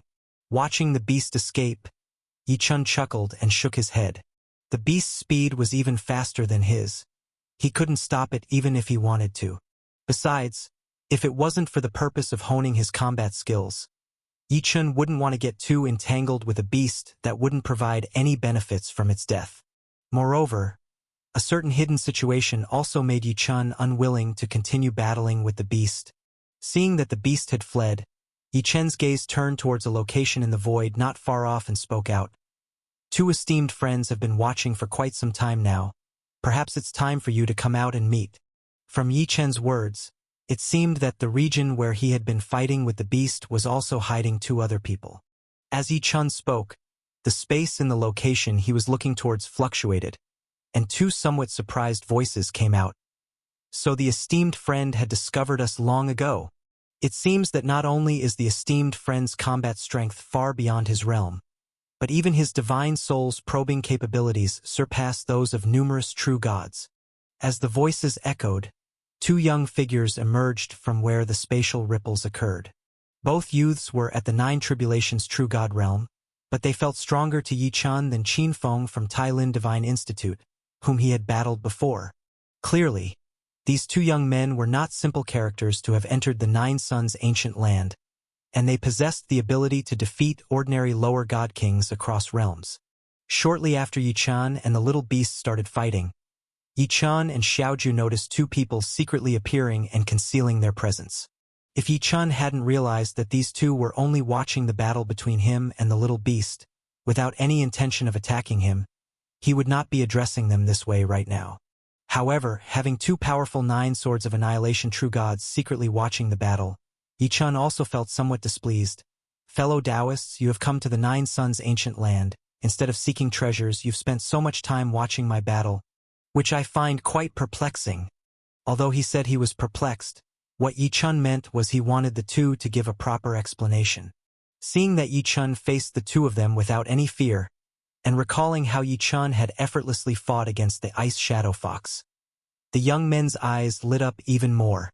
The taller of the 2 youths smiled and gave Yi-chan a fist salute.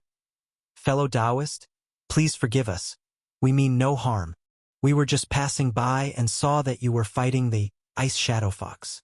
Curiosity got the better of us, and we wanted to watch the battle. Experience new tales on Novelbin.com. Hearing that the youth knew the name Ice Shadow Fox, Yi-chan's gaze flickered. The tall youth continued, originally, we planned to leave after watching fellow Taoists battle to proceed towards the fiery realm. However, fellow Taoists' impressive abilities compelled us to stay. We are heading to the fiery realm for an important task that requires capable hands to accomplish. Fellow Taoist skills are more than enough to participate, and I wonder if you might be interested in this task. A task? Yi-chan was startled. The other youth jumped in. Brother Dongfang, you might as well explain the matter of Flame Mountain and our own origins to this fellow Taoist. Otherwise, it will be difficult for him to decide whether or not to join us in our task. The tall youth slapped his forehead and laughed. I was indeed too hasty and impolite. Fellow Taoist, please listen to me as I explain in detail. After the time it takes to drink a cup of tea passed, the tall youth had spoken at length and finally stopped. Yi-chan stroked his chin, deep in thought. It turned out that these two youths, the taller one named Dongfang Shuani and the shorter one named Wang Chun, both came from a highly reputable city lord's mansion in the southern territory of a divine kingdom. Furthermore, these two were cultivators from the Tai Wu Divine Institute, ranked third among the 9 great divine institutes. Both were well-known powerful figures among the 9 swords of annihilation true gods. The two of them had entered the 9 suns ancient land this time with an important mission to go to the fiery realm, a second region within the land, to a place known as Flame Mountain, to harvest something called fire elemental lotus seed. This was also an assessment their family had for them upon entering the 9 suns ancient land. These fire elemental lotus seeds grew in the deepest parts of Flame Mountain and were guarded by an immensely powerful middle god king level ancient beast. Not only did a middle god king level ancient beast guard the fire elemental lotus seeds, but Flame Mountain also harbored many other formidable ancient beasts and was extremely dangerous. Even though these two were powerful figures among 9 swords of annihilation true gods and possessed a number of treasures and methods, it was simply impossible for just the two of them to harvest the fire elemental lotus seeds from Flame Mountain. Of course, their family would not assign them a task that was utterly impossible to complete. The family allowed the two to seek other true gods as helpers to accomplish this mission together, as long as they could bring back a prescribed number of fire elemental lotus seeds. After inquiring about Flame Mountain and the fire elemental lotus seeds, before entering the 9 suns ancient land, they had already sought 4 helpers. Now, by chance, having passed by here and seeing Yi Chen's combat strength, the two of them also had the idea to invite Yi Chen. According to the two, there were many fire elemental lotus seeds in Flame Mountain. After deducting the amount needed to complete their family task, there would still be enough for 7 or 8 people to share. The two promised Yi Chen that as long as they completed the mission together and harvested the fire elemental lotus seeds, everyone would be able to obtain a fair share.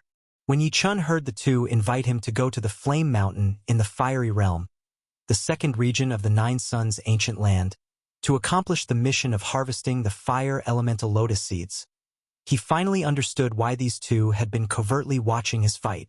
Regarding the dangers of Flame Mountain and the middle god king level ancient beast guarding the fire elemental lotus seeds, Yi Chen, with his star blue divine garment and divine thunder pearl among other treasures, felt confident enough to take the risk. However, Yi Chen was considering whether it was worth it to join these people in completing this somewhat dangerous mission. But what the two said about the wondrous uses of the fire elemental lotus seed, along with Xiaojiu's quiet telepathic message, made Yi Chen contemplate visiting Flame Mountain. According to what both the two and Xiaojiu said, the fire elemental lotus seeds are the seeds of a rare lotus born in realms where fire elemental divine power is exceedingly dense. These seeds can be consumed directly and can enhance the consumer's divine power within their body, even helping them to break through realms or surpass bottlenecks in facing the heavenly tribulation. According to the records, taking 10 fire elemental lotus seeds at a time could help a warrior beneath the 9 swords of annihilation true gods to ascend one realm, and even significantly increase the chances for a 9 swords of annihilation true god to break through to the god king realm. Such treasures were, of course, immensely precious. Although the fire elemental lotus seeds can only help a martial artist advance through one realm once, and subsequent use would be ineffective, such wondrous natural resources could still incite a scramble among countless powers to use for the cultivation of their descendants.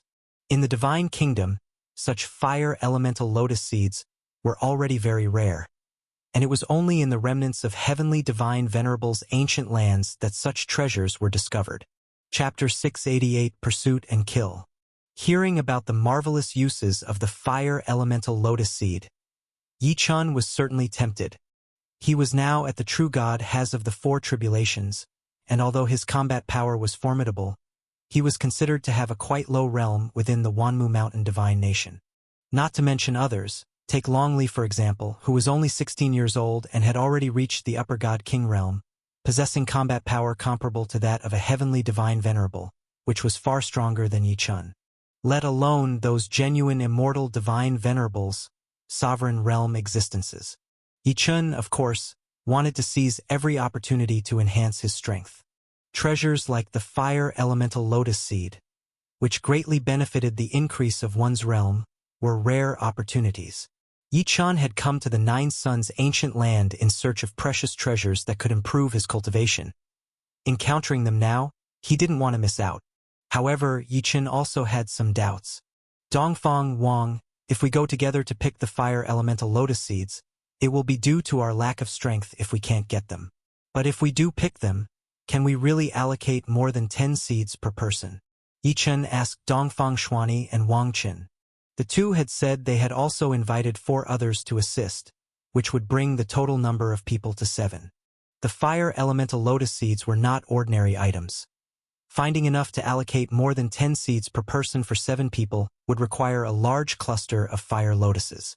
Even though the two had said the lotus seeds were enough for 7 or 8 people to share, 10 seeds were needed to aid a true god in breaking through to the next realm.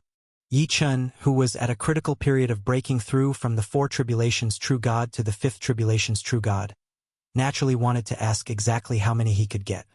Upon hearing Yi-chan's question, Dongfang Xuani knew that Yi-chan was interested in going to Flame Mountain. He smiled at Yi-chan and said, "One of the god kings of our city lord's mansion had obtained a slot to enter the Nine Suns' ancient land the last time it was opened. After he came here, he stumbled upon a cluster of fire lotuses hidden deep within the Flame Mountain, while chasing a flame demon in the fiery realm. At that time, the lotuses had just bloomed and had not yet produced fire elemental lotus seeds. Moreover, since these items cannot be moved, our city lord's mansion's god king sealed off that area.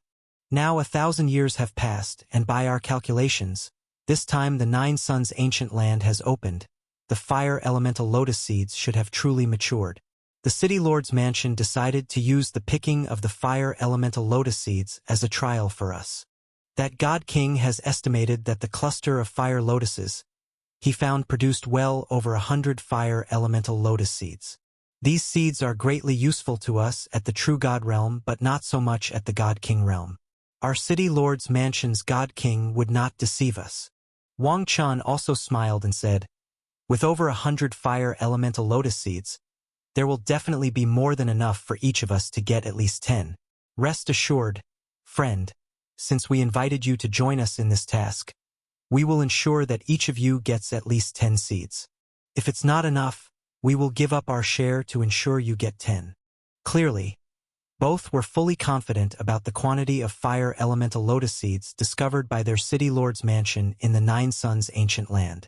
Hearing the two speak thus, Yi-chan smiled and replied, "Since both of you have said so, I will accompany you to the Flame Mountain to take a look. However, to enter the fiery realm, we need to find at least 10,000 snow crystals first." When Yi-chan agreed, smiles appeared on the faces of Dongfang Xuani and Wang Chan. They had observed Yi-chan's strength before, and with his help, their chances of getting the fire elemental lotus seeds and completing the mission would be much greater. 10,000 snow crystals shouldn't be difficult for us. Let's search for snow crystals while we head towards the fiery realm, said Dongfang Xuani. Wang Chen added, "The 4 helpers we agreed to meet before entering the Nine Suns' ancient land have now been scattered by the teleport. We agreed to meet at the Black Mist Valley in the fiery realm. Once we've collected enough snow crystals, we'll go wait at the Black Mist Valley for them. Once everyone arrives, we can all advance to Flame Mountain together." Yi-chan nodded. After conversing a bit more, the 3 of them moved swiftly and disappeared into the snowy forest. The following period was similar to before, with Yi-chan moving and searching for snow crystals. However, this time, in addition to Xiaojiu and the little monkey who were hidden in the ice snow jade pendant, Dongfang Xuani and Wang Chan were with him. All 3 were powerful true gods, and for them, the outer perimeter of the Nine Suns' ancient land, the icy realm, was not an obstacle. They didn't encounter any troublesome ancient beasts like the ice shadow fox again, and their journey went smoothly. By the second day, each of the 3 had collected 10,000 snow crystals, meeting the requirements to enter the Nine Suns' ancient land's fiery realm. By that time, they had reached the depths of the icy realm and could reach the territory of the fiery realm, after about a day's journey. Having collected enough snow crystals, the three pushed on at full speed. But as they passed through a huge valley, the scene that suddenly appeared in front of them made all three stop their flight. Looking towards the vast valley ahead, one could see a snow-white streak of fleeing light flying at an extreme speed in the distance, followed by 5 brown-yellow streaks of fleeing light in hot pursuit. The martial artist within the snow-white fleeing light was clearly not as strong as the 5 chasing in the brown-yellow light, often having their distance closed in on. But whenever it happened, the snow-white light would emit an eye-stingingly bright blue glow. As soon as the blue light emitted, the speed of the snow-white escaping light greatly increased, and it quickly pulled away from the 5 brownish-yellow chasing lights behind it. In this manner, the distances would shrink and then expand as a total of 6 escaping lights dashed through the sky at extreme speeds.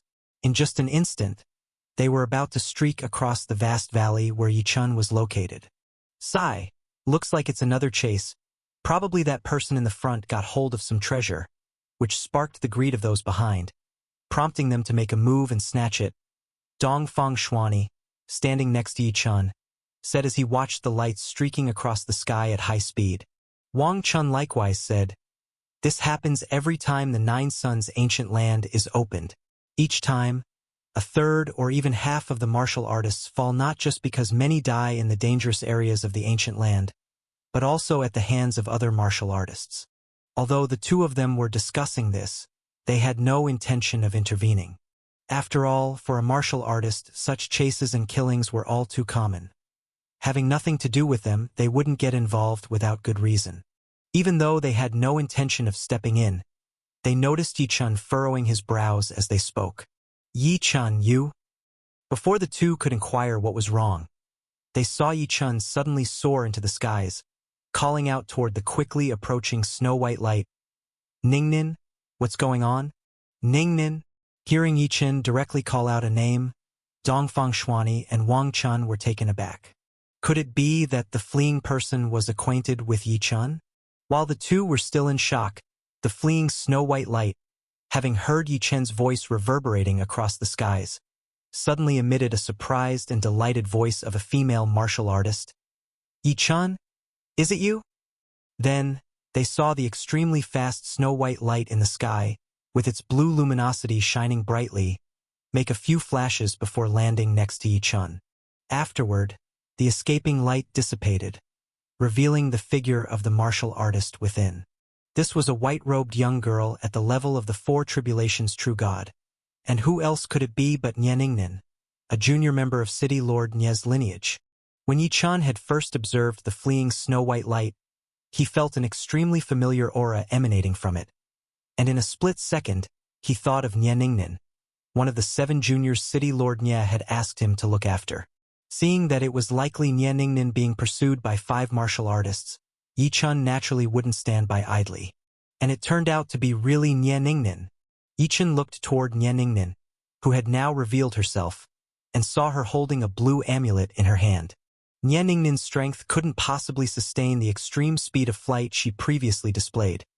It must be the blue amulet in her hand providing her with special divine might, allowing her to continue escaping without being caught by the 5 pursuers. Explore stories on novelbin.com. "What happened?" Yichun asked, looking at Ningnin. Seeing that it was indeed Yichun in front of her, Ningnin's frantic heart suddenly calmed. She remembered the incredible stories about Yichun her great-uncle had told her before coming to the Nine Suns' ancient land. Yichun was an exceptional genius who could overpower even an upper god king like her great-uncle. Moreover, seeing that Yichun was asking about her situation, it was obvious that he intended to help her, which of course dispelled all of Ningnin's worries. Ningnin hastily said to Yichun, "After being transported to the Nine Suns' ancient land, I happened to land in a place of opportunity and found a precious treasure. Somehow, those 5 people discovered my treasure and have been chasing me to take it. Fortunately, I have this divine power amulet given to me by my great-uncle, or they would have succeeded. Yichun, the divine power in this amulet is almost depleted. If I hadn't run into you, I probably wouldn't have been able to hold on much longer." Nianingnin's words quickly informed Yi Chun of the reason she was being pursued. It really was a case of someone trying to kill and steal a treasure. As Yi Chun was inquiring from Nianingnin, the 5 lights from the void also stopped in the heavens, revealing their figures. The figures within these 5 lights were 5 martial artists wearing brownish-yellow robes, all at the rank of 9 tribulations true god. These 5 dressed in the same attire clearly came from the same place. Seeing that Nianingnin had taken refuge by Yi Chen's side, they scanned Yi Chen's face and then their gaze moved toward Dongfang Shuani and Wang Chun. Upon sensing the aura of Dongfang Shuani and Wang Chun, the 5 brow-beaten figures twitched. However, upon clearly seeing the patterns on the garments of Dongfang Shuani and Wang Chun, they seemed to recall something and, with a sneer, shifted their gaze away. Then all 5 looked squarely at Yi Chun and Nianingnin, with one speaking forthrightly. The item in this girl's possession is coveted by our Golden Light God City. It would be best for you all to not interfere. Otherwise, don't blame us for being rude. Chapter 689-. Displaying Great Divine Might. Nianingnin's heart skipped a beat when she saw that the 5 men pursuing her still dared to threaten them in front of Yi Chun and 2 other powerful 9 tribulations true gods. Dongfang Shuani and Wang Chun, standing beside Yi Chun, also furrowed their brows and transmitted a message to Yi Chun. These 5 men are from Golden Light God City. That Golden Light God City is even stronger than the Lingxian God City we belong to in the southern province Big Divine Cities. However, these 5 are not as strong as us, they continued to transmit. Yet they dare to threaten like this. Could it be that the truly formidable Golden Light quintuplets of Golden Light God City are also nearby? As Dongfang Shuani and Wang Chun were speaking, the 5 men from Golden Light God City pursuing Nianingnin emitted a clear chirping sound at the same time. Upon hearing this chirp, all 5 of them were overjoyed. The other 5 brothers are about to catch up. Haha! This time we don't have to worry anymore. While overjoyed, in the gazes they directed at Nianingnin and Yi Chun, a trace of intent to kill was revealed. Murder and plunder for treasures. Clearly, they intended to seize the treasures on Nianingnin and had no plans to spare Nianingnin or Yi Chun, whom they could tell was quite familiar with her. The 5 men directly addressed Dongfang Shuani and Wang Chun. Fellow Taoists from Lingxian God City, you must know the might of our 5 brothers. The gathering place of our Golden Light God City, in 9 Suns' ancient land, is not far from here. Our brothers received our message earlier and have already transmitted that they are on their way. Our 2 divine cities do not interfere with each other's waters, so I advise you 2 to leave first. As for the other 2, the men hehet coldly as they looked at Yi Chun and Nianingnin. They can leave their lives here forever. Clearly, the 5 men aimed to intimidate Dongfang Shuani and Wang Chun, while also planning to take the lives of Yi Chun and Nianingnin. In the eyes of the 5, without the interference of Dongfang Shuani and Wang Chun, these 2 youths, mere 4 tribulations true gods, would obviously be unable to escape from their palms. Upon hearing the 5 men's words, Dongfang Shuani and Wang Chun deeply furrowed their brows, but they hesitated for a moment and did not immediately leave. They knew the might of the Golden Light quintuplets from Golden Light God City. The strength of each of those Golden Light quintuplets was no weaker than theirs, and the 2 of them obviously couldn't overcome a fight against 5. However, they were not willing to simply abandon Yi Chun and leave. On one hand, they had to go with Yi Chun to Flame Mountain to complete their mission. On the other hand, they vaguely felt that this youth, who could fight the Ice Shadow Fox calmly and composedly, must possess some formidable trump cards. They suspected that facing the Golden Light quintuplets, he was not afraid. Your next read awaits at novelbin.com. Otherwise, this youth would have long since flown away with the girl who was fleeing for her life, instead of staying here with a calm demeanor. Seeing that Dongfang Shuani and Wang Chun had not left, the 5 9 tribulations true gods from Golden Light God City darkened their countenance. Do the 2 of you really intend to meddle in this muddy water? Our 5 brothers will be here soon. If you do not leave by then, you can explain yourselves to our 5 brothers. As the 5 men spoke, A terrifying sound of flying could be heard from the distant sky. In the void above, one could vaguely see 5 terrifying streaks of light speeding toward the valley. Upon catching sight of those 5 terrifying streaks of light, the men from Golden Light God City were again overjoyed. "Our 5 brothers are coming! Run now! I want to see how you escape!" This time, when they looked at Yi Chun and Ye Ningnin, they no longer concealed the killing intent in their eyes. Witnessing the confidence of these 5 men, Yi Chun, who had remained silent, sighed. "Escape? Why should we escape? You wish so ardently for us to die, to snatch our treasures. Then you shall die first." Boom! In an instant, stellar power exploded from Yi Chen's body, and at the same time, a sword light flashed between his eyebrows. Crimson fire flying swords suddenly shot out. When the Golden Light God City's group of 5, who were certain they could take down Yi Chun and Ye Ningnin, saw the terrifying aura suddenly released by the 4 tribulations true God, their souls were completely shocked out of them. They could never have imagined that this 4 tribulations true God youth in front of them had hidden his strength so deeply that his combat power seemed to be no weaker than any of their 5 senior brothers. What was even more unexpected for them was that with their 5 senior brothers about to arrive any moment, this youth would still dare to strike. Whiz! Whiz! Whiz! Whiz! Whiz! Seeing Yi Chen's flying sword hurtling toward them at extreme speed, the 5 of them were utterly terrified as they maneuvered their treasures to protect themselves while frantically fleeing. At the same time, a thought flashed through their minds. He really has a death wish. Just wait until we dodge this move. And the next moment our 5 senior brothers arrive, you'll all be dead. But as this thought crossed their minds, they were horrified to discover that their defensive treasures shattered almost simultaneously. And in the next moment, a fiery presence completely penetrated their skulls. Bang! Bang! Bang! Bang! Bang! The 5 fleeing 9 tribulations true gods fell from the void at nearly the same time, their corpses crashing heavily onto the ground.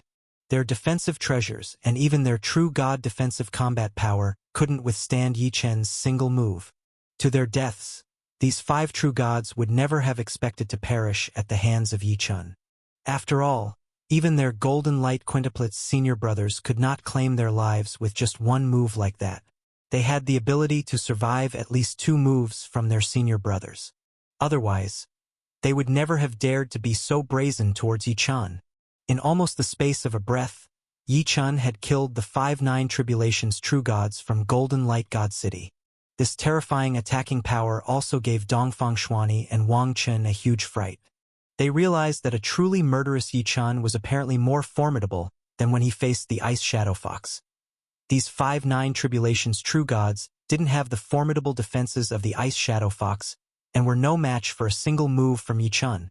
Ye Ningnin's hands trembled with excitement as well.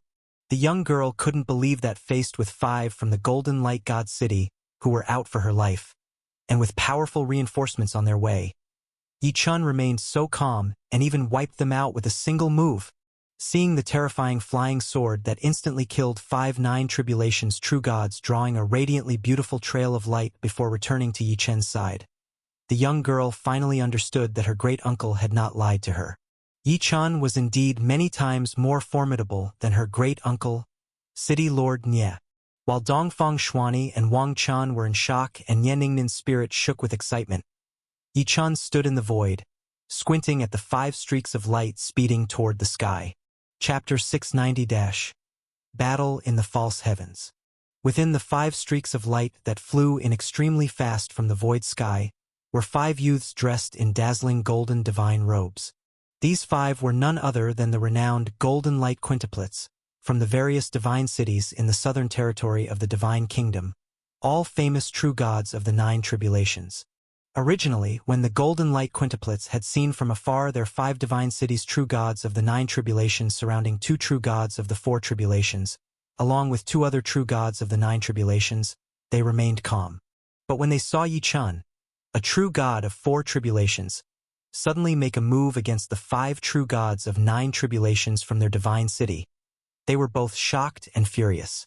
The shock came from the fact that they hadn't expected a true god of four tribulations to possess such a terrifying aura of combat power. The fury came from the apparent disrespect. Despite their arrival, this true god of the four tribulations still dared to make a move right in front of them. And when Yi Chun beheaded the 5 true gods of the 9 tribulations with a single sword strike, the golden light quintuplets were no longer just shocked and furious, but a cold chill emanated from them. They hadn't expected this young true god of 4 tribulations to be so strong. He had killed 5 true gods of 9 tribulations in the blink of an eye. Even they were not this formidable. The idea of turning tail and fleeing without concerning themselves with this dispute crossed their minds in an instant. After all, even the sight of that terrifying sword light from the flying sword sent chills down their spines. However, thinking of the powerful treasures they had just successfully consecrated before setting off, the 5 regained their confidence. Also considering the plan that might fall apart due to the death of those 5 true gods, the 5 streaks of light hesitated for a moment but still flew towards the vast valley where Yi Chun was located. After the 5 had stopped in the void not far from Yi Chun, they all looked at him with icily harsh eyes. "You've got some nerve, killing our people from the Golden Light God City?" Hearing their words, Yi Chun shook his head and smiled. "Some nerve? They wanted to kill me. Why shouldn't I kill them? As for this Golden Light God City? Sorry, never heard of it." Yi Chen's calm words nearly caused the 5 to plummet from the sky in anger. "You're quite the smooth talker, kid. I hope you can still laugh later." They glared intensely at Yi Chun. Then their gazes swept towards Dongfang Xuanyi, Wang Chan, and Nian Ningnin. Nian Ningnin was outright ignored by the 5 of them. But upon seeing Dongfang Xuanyi and Wang Chan, the 5 sneered. "So it's Dongfang Xuanyi and Wang Chan, the esteemed friends from Lingxian God City. It seems you two really don't show any respect towards our Golden Light God City." This time, Dongfang Xuanyi and Wang Chan didn't say much, but both stepped closer to Yi Chun, standing even nearer to his side. Yi Chen's decisive action earlier utterly dispelled their intention to sit back and watch, truly allying themselves with him. Seeing the two's actions, the Golden Light quintuplets grew even more sullen, and the leading youth among them laughed arrogantly towards the sky. "Wonderful, wonderful. It seems we 5 haven't killed in so long that our deterrence has decreased significantly. After all, it doesn't matter how many die in the 9 Suns ancient land. Since that's the case, the lot of you can just die. Bao Chun, you two take on Dongfang Xuanyi and Wang Chun. The 3 of us will execute this little one first." As the youth spoke, he waved his hand and the 5 charged towards Yi Chun, Dongfang Xuanyi, and Wang Chun. 3 of them converged on Yi Chun, while the other 2 launched attacks at Dongfang Xuanyi and Wang Chun respectively. Enjoy new stories from NovelBin.com. Clearly, the Golden Light quintuplets had recognized Yi Chen's prowess and decided to focus on him first. Seeing that the 5 were really about to make a move, Yi Chen's gaze also flashed. With a grasp of his hand, he sent a transmission to Nian Ningnin and promptly put her into the ice snow jade pendant to prevent the girl from being killed by the aftershocks of the battle. Then, Yi Chun directly said to Dongfang Xuanyi and Wang Chun, "I seem to have dragged you 2 sirs into this." "Not at all, Yi Chun sir. Since we're teamed up, we're in this together. Let's face this trouble as one," Dongfang Xuanyi and Wang Chan replied, each activating their own divine artifacts. As they spoke, the Golden Light quintuplets already bore down upon the 3 of them. Dongfang Xuanyi's divine artifact was a blood-red greatsword, which he wielded to directly meet one of the Golden Light quintuplets. Wang Chan, on the other hand, brought forth a mirror-like divine artifact to face another one of the youths. The 3 converging on Yi Chun seemed to be the most formidable of the Golden Light quintuplets, with 2 of them displaying a flash of divine light in their hands, each wielding a golden divine banner. As soon as these 2 golden divine banners appeared, they radiated a powerful divine light. This divine light even had the might to make time and space stagnate, causing Yi Chen's movements to pause for an instant. At that moment, the 3rd member, also the most formidable leader of the Golden Light quintuplets, flashed a divine light on his hand and unsheathed a pair of scissors-shaped, powerful divine artifact. The divine artifact, originally the size of a palm, instantly expanded to dozens of feet in size. Just as Yi Chen's movements were frozen by two golden divine banners, a flash of divine light on the giant scissors-shaped artifact clamped towards him, threatening to cut him in half. A top-notch divine artifact, the Void Sky Shears. Dongfang Xuanyi and Wang Chun, who were in fierce battle with two other members of the Golden Light Quintuplets, exclaimed in shock upon seeing the mighty scissors-shaped divine artifact wielded by the leading youth. This is one of the three treasures of the Golden Light God City, and you've actually brought it out. As they saw Yi Chen's movements come to a sudden halt and the Void Sky Shears looming in front of him, both felt a chill in their hearts and screamed toward Yi Chen. "Brother Yi Chen, be careful." It was too late for them to save Yi Chen. The top-notch divine artifact, Void Sky Shears, was extremely powerful. Even as they spoke, it had already closed upon Yi Chen. Dongfang Xuanyi and Wang Chun felt a cold surge in their hearts and inwardly cried out in alarm. As they couldn't help but look towards Yi Chen, something astonishing happened. The Void Sky Shears, rumored to even slice a divine king realm warrior in half, killing them instantly, emitted an ear-piercing noise upon touching Yi Chen. As if obstructed by some powerful object, the Void Sky Shears couldn't cut through Yi Chen at all, and were instead deflected directly off his body. This completely shocked Dongfang Xuanyi and Wang Qin. You see, this top-notch divine artifact, when wielded by a higher-level divine king, could kill even another of its kind. Even now, wielded by the likes of the Golden Light Quintuplets, who were mere true gods of the 9 tribulations and unable to unleash the full might of the Void Sky Shears, it would still be easy for them to slay a lower-ranking divine king or even a slightly weaker middle-ranking divine king. And now, this extraordinary top-notch divine artifact was rendered ineffective in front of Yi Chen, a true god of the 4 tribulations.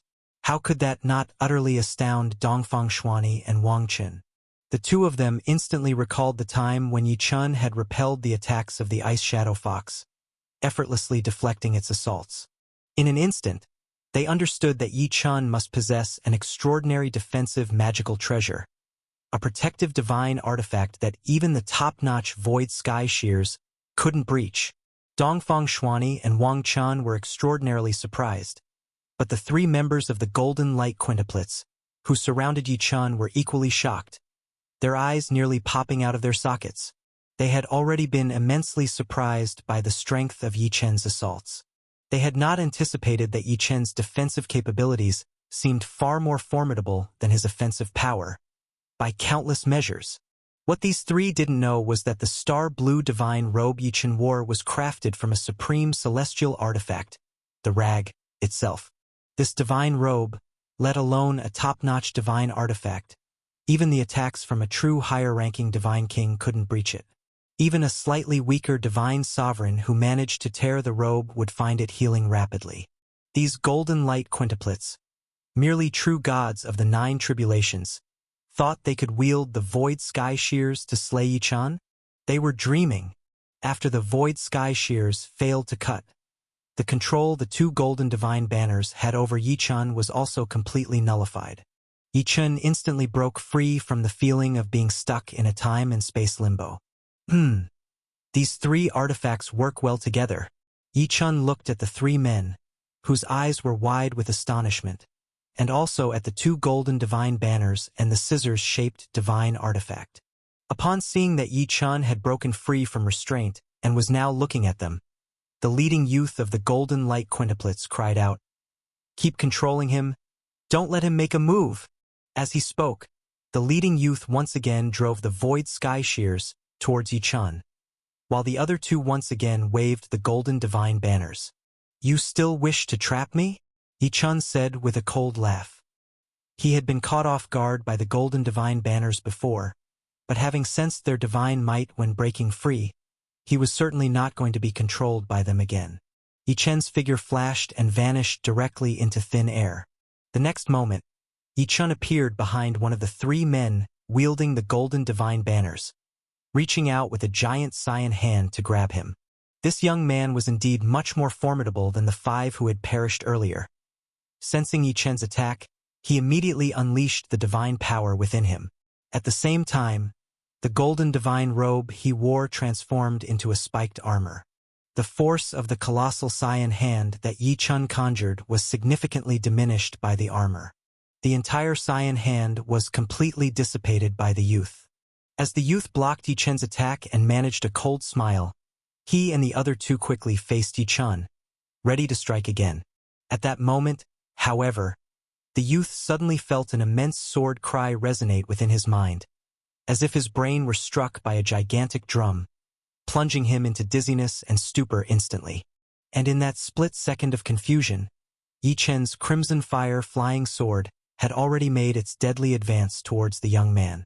The youth hadn't recovered from his stupor when he was pierced through the head by the crimson fire flying sword, falling straight down from the void. Chapter 691 - Secret Treasure Map. The young man, he was actually killed by Yi Chen with a single move in the arena. This outcome truly turned the remaining four of the Golden Light Quintuplets completely cold. They had previously recognized Yi Chen's prowess and had prepared for a 3-on-1 assault. Moreover, they possessed powerful treasures, and all five had thought they could definitely suppress Yi Chen. They never expected that their powerful treasures would not even harm Yi Chen. Instead, in the blink of an eye, one of their five had fallen. Retreat! They couldn't see how Yi Chen had blocked the void sky shears, let alone how he made the previously killed young man instantly succumb to dizziness and confusion before being struck down. The remaining four of the Golden Light Quintuplets didn't dare to engage Yi Chen any longer. The four only wanted to flee as far as possible. After the leader among the youths trembled out the word retreat, he quickly fled with the youth beside him who had been attacking Yi Chen, while the other two, who had been fighting Dongfang Xuani and Wang Chen, also abandoned them and fled swiftly. Only Dongfang Xuani and Wang Chen were left behind, staring dumbfounded.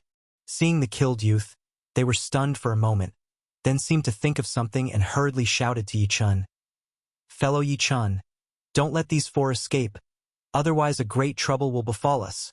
When they looked over to where Yi Chen was standing, Yi Chen's figure was nowhere to be seen. He had already vanished from the spot. The next moment, they saw Yi Chen appear behind the leader of the Golden Light Quintuplets. At the same time, they saw 3 snow-white puppets appear behind the other 3. "Fellow, do you not think it's too late to flee now?" Yi Chen asked the leader calmly. He certainly wouldn't let these 4 just escape. Not to mention that these 4 had sought to kill him earlier, and he couldn't easily pardon them, but also the Golden Light God City they represented. Yi Chen couldn't let these 4 get away easily. By killing these 4 in the Nine Suns' ancient land, all their grudges could be completely resolved. If he let these 4 leave, when they left the Nine Suns' ancient land, there's no telling what troubles they would stir up. Yi Chen intended to completely solve this trouble. Seeing that the 4 instantly fled, each in a different direction, Yi Chen directly summoned the 3 ice cave puppets, activating their strongest combat power to stop 3 of them. He himself pursued directly after the leader. The leading youth suddenly saw Yi Chen appear behind him and his heart jolted with shock, his voice trembling. "Your name is Yi Chen, right? What do you want to do? If you kill me, my Golden Light God City will never let you go until I'm avenged." "Never let me go until you're avenged?" Yi Chen snorted coldly. "When you were about to kill me earlier, why didn't you consider that?" Boom! In the midst of Yi Chen's cold snort, an invisible sword wave that no one could see blasted toward the leader. Then, something eerie happened. The leader, like the one who was executed earlier, instantly felt as if his brain was shaken by a huge drum, completely plunging into dizziness. He didn't even manage to execute a defensive move. Before he could regain his senses, Yi Chen's crimson fire flying sword struck his body. When the terrifying stellar power of the crimson fire flying sword burst forth fully, all the divine power within the leader's body began to be utterly crushed. At this moment, Yi Chen's eyes flashed sharply, and he suddenly flew in front of the dazed leader. With a grab at the dizzy leader's head, the soul-searching technique was directly employed, searching the leader's divine soul. By the time the crimson fire-flying sword had completely killed off the divine power within the leader's body, Yi-chan had finished searching the soul. With a snort from Yi-chan, the crimson fire-flying sword pierced the leader's head completely through, and then Yi-chan casually threw the leader's lifeless body onto the ground. Boom! The corpse hit the ground, kicking up dust and debris. While Yi-chan was executing this man, the 3 ice cave puppets that had acted on the other side had already killed the other 3 even faster. The strongest combat power of the ice cave puppets could reach the level of a real middle god king, whereas these 3 were only in the 9 tribulations realm. No matter how strong they were, how could they match the ice cave puppets? In an instant, the corpses of the 3 also fell to the ground. Then, the 3 ice cave puppets shrank instantaneously, returning to the size of a palm, and flew back to Yi-chen's hand, where he stored them again in the spatial treasure. From the time Yi-chen first killed one, to the 4 turning to flee, and then to Yi-chen pursuing and killing all 4, it was all but a moment's work. Dongfang Xuanyi and Wang Chun standing by were simply astonished. They could never have imagined that in the blink of an eye, all 5 of the golden light quintuplets had been killed by Yi-chan. They didn't even have the strength to resist. The 2 of them had no idea, for previously, when Yi-chan had fought the Ice Shadow Fox, he hadn't intended to use all his techniques. Now, facing the 4 golden light quintuplets trying to flee, he naturally wouldn't leave any troubles behind. So he directly took out the ice cave puppet and executed 3 of them. As for the method that instantly dazed the other 2 and led to their deaths, it was the embryonic form of attack of the 9 Swords of Annihilation, S 4th sword. During the battle with the Ice Shadow Fox, Yi-chan had gained new insights into the soul attack heaven-reaching divine art, 9 Swords of Annihilation. The 4th sword of the 9 Swords of Annihilation is a move even more powerful than the first 3, named Chenkuin Shake. Once this move is executed, it can instantly make the entire universe tremble, and everyone within this space, be it their physical body, chi, or divine soul, will be thrown into chaos and dizziness. Although Yi-chan had not yet fully grasped this move and was unable to shake a large expanse of the universe, after gaining a superficial understanding and releasing an unexpected soul attack, he managed to catch the golden light quintuplets completely off guard, directly killing 2 of them. If it weren't for his rudimentary grasp of this 4th sword move, Yi-chan could still have killed the 2, but it wouldn't have been so easy and would have taken more effort. Senior Kudu once said that if I fully comprehend the first 4 swords of 9 Swords of Annihilation, I wouldn't have to fear anyone in the assessment of the 9 divine institutes when it comes to soul techniques. This 4th sword is indeed terrifyingly powerful, belonging to the true high level of heaven-reaching divine arts. It seems that while I need to focus on raising my realm, I should also work on fully understanding the 4th sword of 9 Swords of Annihilation. After pondering for a while, Yi-chen's gaze turned directly towards the ground. On the ground, aside from the corpses of the golden light quintuplets, there were also their magical treasures, the void sky shears, the golden divine banner, and other treasures. With a gesture, Yi-chan seized the magical treasures that the 5 had dropped, along with the spatial treasures on their bodies, all flying towards him. No wonder these 10 true gods from Golden Light God City would meet here. It turns out that together, they were also plotting after the same thing. A thought crossed Yi-chen's mind, and he found a secret treasure map within the spatial treasure of the lead youth. Previously, when killing the lead youth, Yi-chan deliberately performed a soul-searching technique in a flash, wanting to see what exactly these 10 true gods from Golden Light God City were planning to do in the 9 Suns ancient land. Unexpectedly, this soul search yielded an unexpected gain. It turns out that Golden Light God City, just like Dongfang Xuanyi and Wang Chen's Lingxian God City, found an unclaimed treasure location during the last opening of the 9 Suns ancient land. The Lingxian God City of Dongfang Xuanyi and Wang Chen discovered fire elemental lotus seeds within the Flame Mountain, and the treasure discovered by Golden Light God City was even more precious than the fire elemental lotus seeds, located in the most profound part of the 9 Suns ancient land, in a treasure spot within 9 Suns realm. Originally, an upper god king from the Golden Light God City planned to personally claim the treasure, but due to Long Li's arrival in the Nine Suns' ancient land, the entry slots for god kings became extremely precious. As a result, that upper god king from Golden Light God City naturally missed the chance to enter the Nine Suns' ancient land, and he had to entrust the treasure-hunting task to 10 true gods of the Golden Light God City. These 10 true gods, 5 of whom were extraordinarily powerful, and the other 5, though weaker, practiced a set of special formations. Combined with treasures like the Void Sky Shears and the Golden Divine Banner, retrieving the treasure shouldn't have been too difficult. However, the upper god king from the Golden Light God City would never have imagined that all 10 true gods from Golden Light God City would die at the hands of Yi Chun. Even the secret of the treasure spot fell into Yi Chen's hands. According to the sole memory of that lead youth, the secret treasure map involves an ancient heaven-reaching tree. If I enter it, there would also be a shocking gain. After I deal with the fire elemental lotus seeds matter in the fiery realm's Flame Mountain, I'll head to the Nine Suns realm to see what that heaven-reaching ancient tree is really like. While Yi Chun was contemplating, he flipped his hand, and the secret treasure map disappeared from his grasp. Then, Yi Chun turned to Dongfang Xuani and Wang Chun with a smile. Fellow Taoists, you lent a hand just now. The treasures from the true gods you fought with earlier belong to you. Yi Chun directly threw the spatial treasures from 2 of them towards Dongfang Xuani and Wang Chun. Looking at Yi Chun once again, Dongfang Xuani and Wang Chun no longer regarded him as an equal but had truly recognized Yi Chun as an absolute powerhouse. After all, joking aside, a 4 tribulations true god who instantly killed 5 powerful 9 tribulations true gods, their inexplicable methods were even beyond their comprehension. They had seen a powerful combat puppet like the Ice Cave puppet before, but the method Yi Chun used to kill the lead youth, rendering him completely unable to defend himself, was something they had never seen. This was not a technique any ordinary martial artist could possess. Find more to read at novelbin.com. The 2 guessed that Yi Chen's background was probably countless times stronger than their own.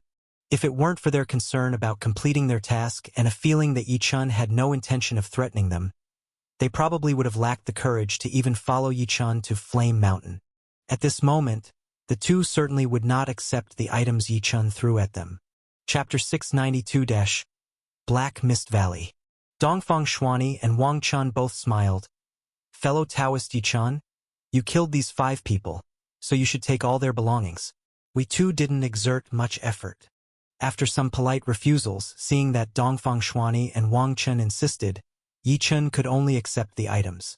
These golden light quintuplets, as the renowned 9 tribulation true gods from the Golden Light God City, carried items of significant value.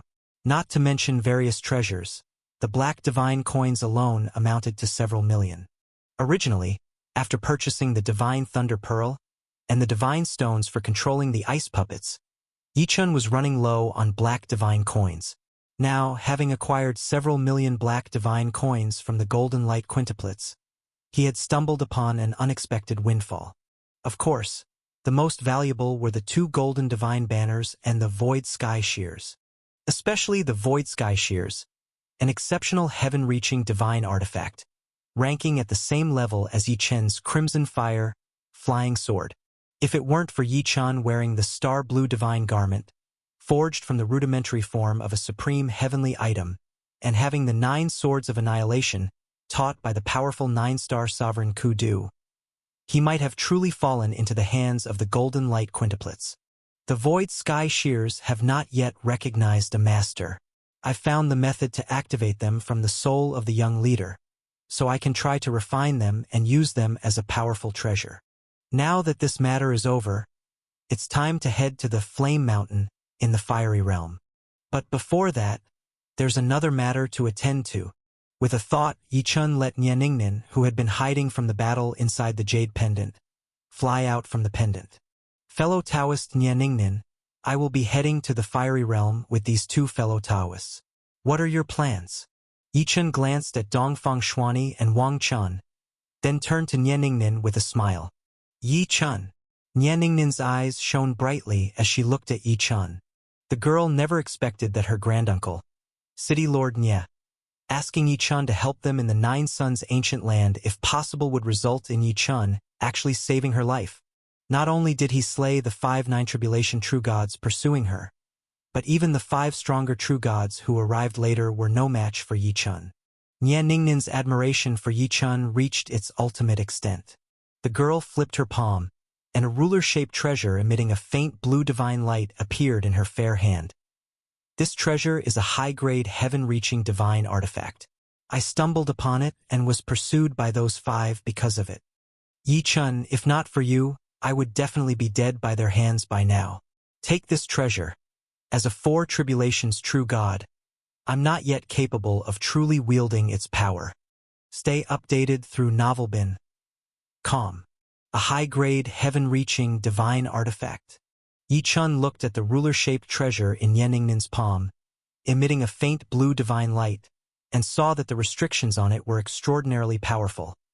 It seemed to be a rather impressive attack-type heaven-reaching divine artifact, though it did not compare to the Crimson Fire Flying Sword and the Void Sky Shears. Such top-tier heaven-reaching divine artifacts. Many a god king would likely covet this item. No wonder the slightly weaker 9 Tribulation true gods from Golden Light God City relentlessly pursued Nye Ningnin, eager to snatch this treasure from her. However, precious as the treasure was, Yi-chun certainly wouldn't take it. He had killed the Golden Light quintuplets and collected their items as an afterthought. But this ruler-shaped treasure was Nye Ningnin's chance encounter, and of course, he wouldn't take it away. Fellow Taoist Nye Ningnin, keep the treasure safe. If I were to take it from you, wouldn't I be no different from those who pursued you? Yi-chun said with a smile, shaking his head. At the same time, Yi-chun also advised, although you can't fully wield this artifact yet, you should claim it as your own as soon as possible, to prevent others from sensing it and causing further trouble. Seeing Yi-chun's earnest expression, with no intention of taking the treasure, Nye Ningnin bit her lip and nodded. Thank you, Yi-chun. I hadn't had the chance to claim the treasure when those 5 pursued me, nearly allowing the treasure to fall into their hands. Then, with Yi-chun watching, the girl immediately consecrated the ruler-shaped treasure as her own, storing it on her person. After successfully consecrating the treasure, Nye Ningnin relaxed quite a bit. She looked at Yi-chun and smiled. Yi-chun, it's all thanks to you that I was able to come to the Nine Suns' ancient land. Acquiring this high-grade, heaven-reaching divine artifact was an unexpected gain I couldn't have even dreamed of. I'm already more than satisfied. I plan to head straight to the safe zone in the Icy Realm, to wait for the day we leave the Nine Suns' ancient land. Straight to the safe zone in the Icy Realm? Yi-chun was taken aback and then nodded. Then let me escort you there. In that place, you indeed have nothing to worry about. The Nine Suns' ancient land's 3 regions, the Icy Realm, the Fiery Realm, and the Nine Suns Realm, each have a safe zone. These safe zones were specifically constructed by the Southern Territory King Mansion. If the martial artists who entered the Nine Suns' ancient land were unable to withstand the threats, they could take refuge in these safe zones.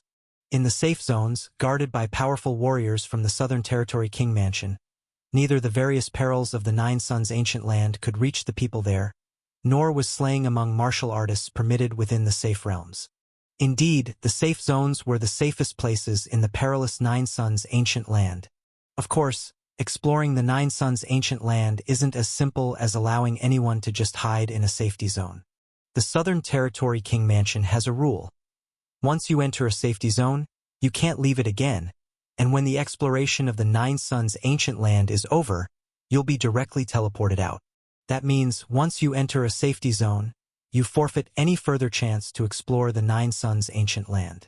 Because of this, even if it's incredibly dangerous outside, the martial artists who enter the Nine Suns' ancient land rarely take refuge in safety zones, unless they absolutely can't withstand the danger or feel their haul is sufficient enough to justify retreating into these areas.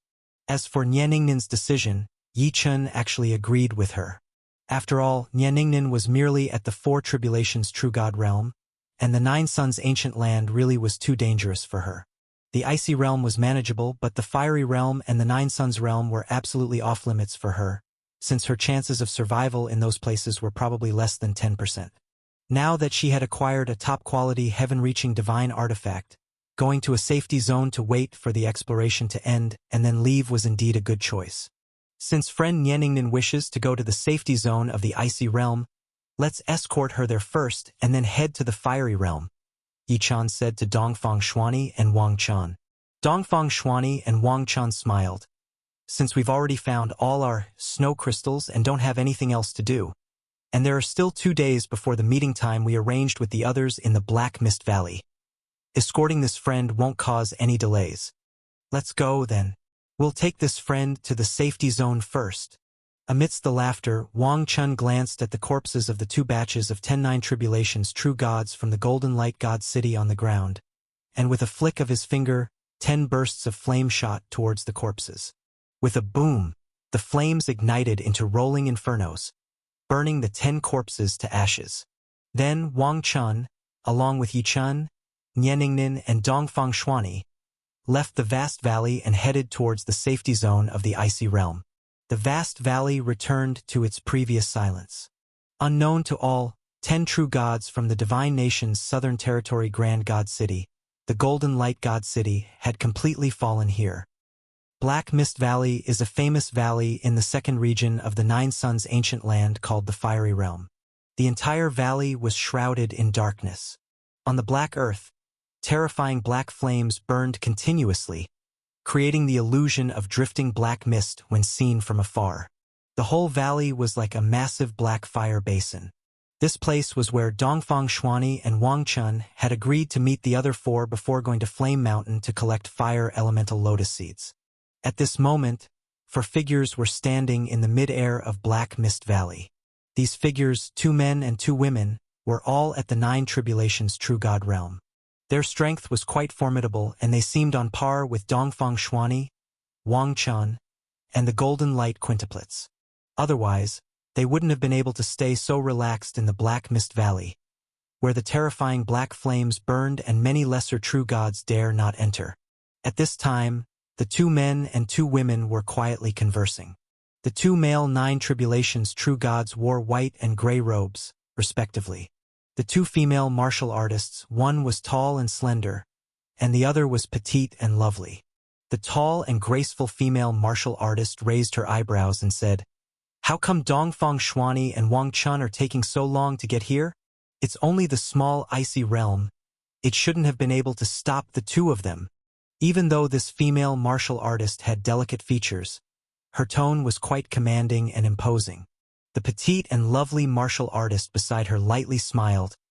"Wan sister, there's no need to worry. We're the ones who arrived early. There's still more than a day left before our agreed-upon time. Little sister Bai, I have important matters to handle after dealing with Flame Mountain. I would prefer to go as soon as possible rather than waste too much time here." Warrior Ruan replied with a cold huff, not appeased by the petite warrior Bai's words. The young man in white clothes also chimed in with a smile. "Warrior Ruan is the most powerful among our group. With her joining us on this expedition, the fire elemental lotus seeds are as good as ours. You must know that Ruan's sister is famously skilled, ranking 3rd at the Tai Wu Divine Institute among the 9 great divine institutes." Upon hearing the young man's words of admiration, the tall and graceful female martial artist, Ruan Yuan, allowed a flash of pride to cross her face before modestly saying, "The strength of the 3 companions here is also enough for entry into the great divine institutes. It's just that you haven't taken the assessment yet. After we leave the 9 Suns' ancient land, the assessment day for the 9 great divine institutes will soon arrive, and then you 3 will be able to join too." At the mention of the assessment for the 9 great divine institutes, both of the male warriors and the petite female warrior Bai showed a look of longing in their eyes. Bai thought, "After waiting so long, I've finally got a spot for the assessment of the 9 great divine institutes. This time in the 9 Suns' ancient land. I must gather as many treasures as possible to prepare for the upcoming assessment." While Bai was silently musing to herself, the quiet man in gray clothes suddenly looked towards the sky at 3 rapidly approaching figures, a glint in his eye. "Dongfang Shuani and Wang Chan are coming. Oh, it seems there's another acquaintance arriving. Could it be that they are also part of our expedition group?" Chapter 693, red-crowned fire python, and green flame grass. The gray-clothed martial artist spoke, and the other three also turned to look into the distant void.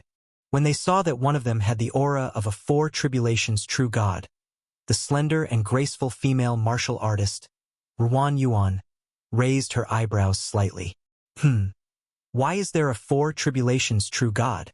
Could it be that Dongfang Xuani and Wang Chun have also invited this person for our mission?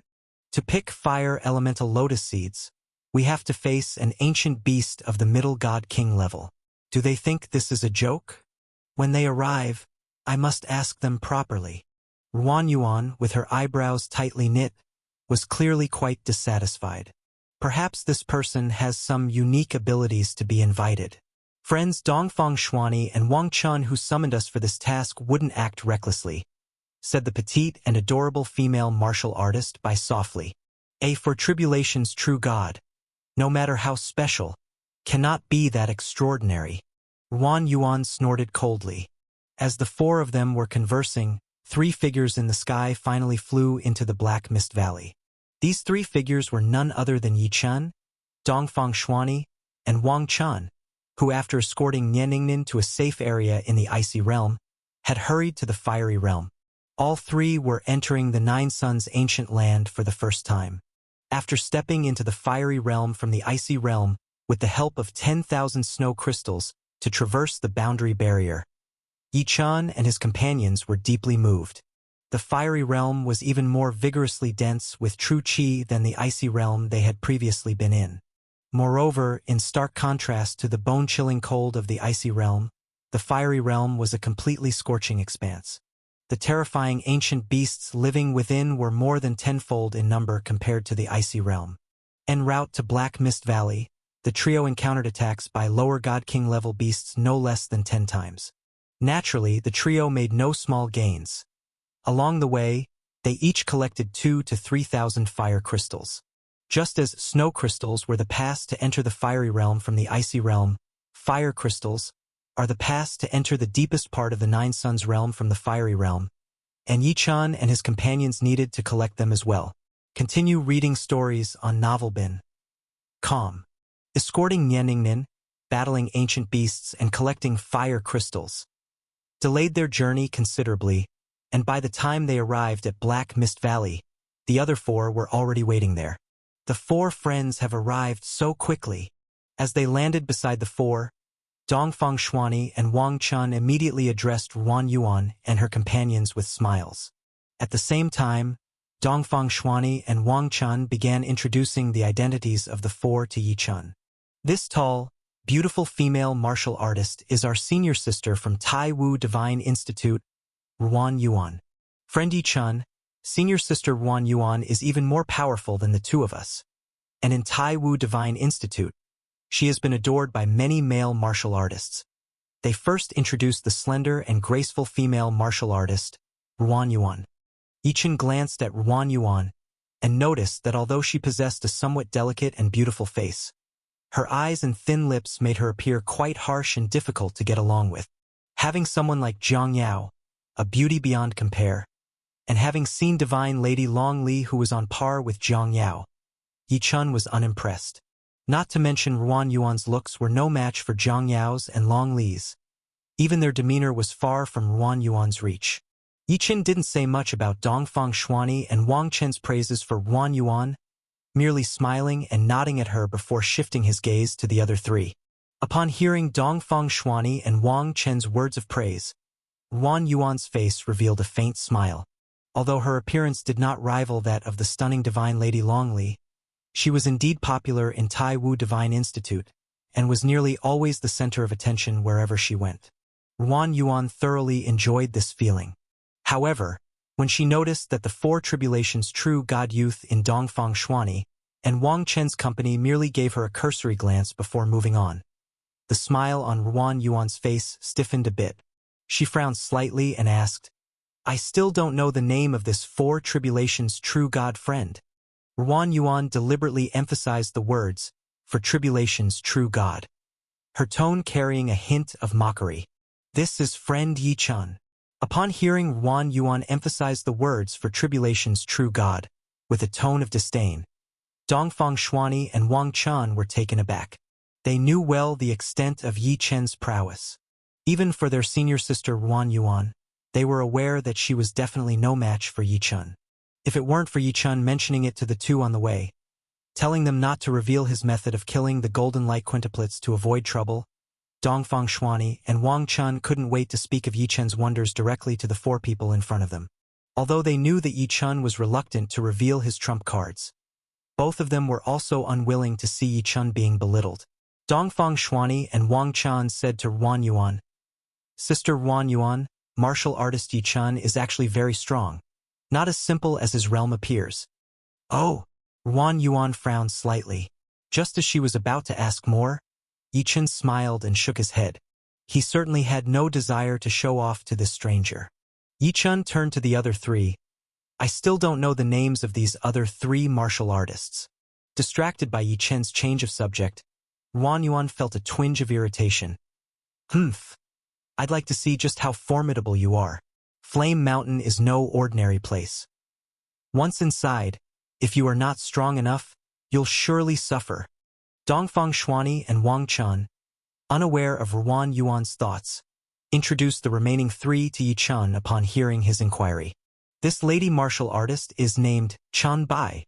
The one in white is called He Yi, and the one in gray is called Tang Xian. These three are well-known powerful nine tribulations true gods from our Lingxian god city."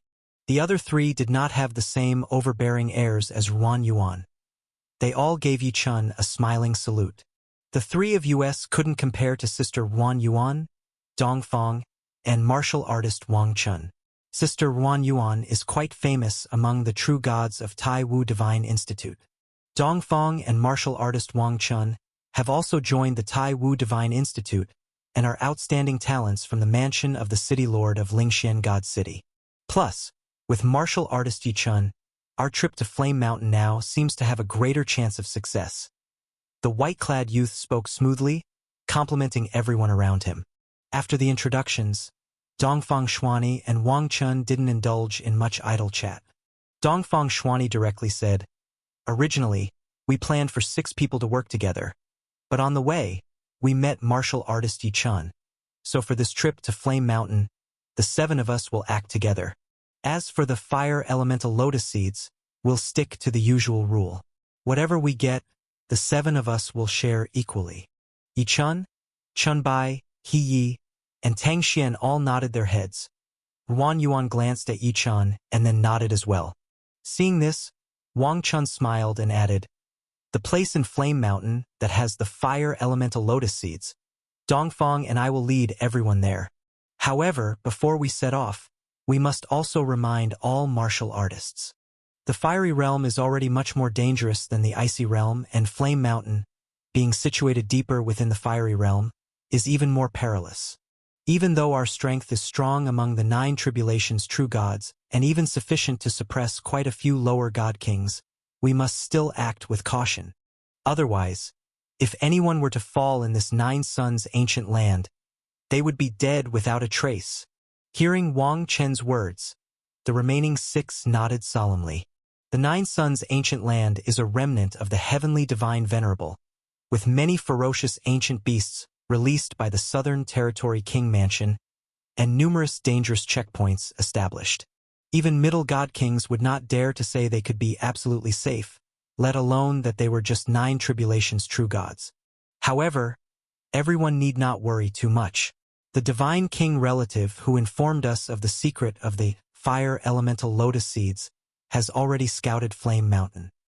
He has told us much about the dangers, so as long as we are cautious, there should not be any major problems. We will work together to deal with the ancient beasts around Flame Mountain. The main thing to look out for is the demonic beast guarding the Fire Lotus area in the depths of Flame Mountain. A middle god king level, red-crowned fire python. This red-crowned fire python is said to have a strength that is almost on par with an upper god king. To obtain the fire elemental lotus seeds, this red-crowned fire python is our biggest challenge, Dongfang Xuanyi added. Hearing about the guarding beast red-crowned fire python, having a strength close to that of an upper god king made everyone's expressions change. Even Ruan Yuan and Yi Chun became truly serious. The gray-clad youth Tang Xian even showed a fearful expression. A strength close to that of an upper god king. The few of us absolutely can't match that. At this point, Wang Chun waved his hands. Of course, obtaining the fire elemental lotus seeds won't be easy, but we haven't come unprepared. On this trip, the divine king of our family bestowed upon us a divine treasure, called green flame grass. Wang Chun flipped his hand, and 3-foot-long green plants with faintly distinctive fiery patterns naturally grown on them were revealed, encased in a white jade box. Yichen noticed that this green flame grass emitted a faint fishy scent, and what was more extraordinary was the unusual flame patterns that naturally grew in rings around the 3 green grasses. Wang Chen explained, "This green flame grass has a great attraction to the red-crowned fire python.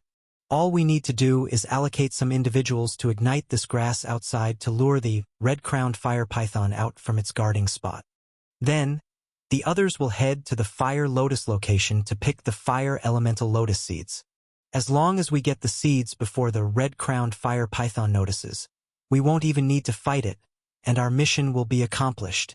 After Wang Chen's explanation, the remaining few examined the 3 green flame grasses in the white jade box.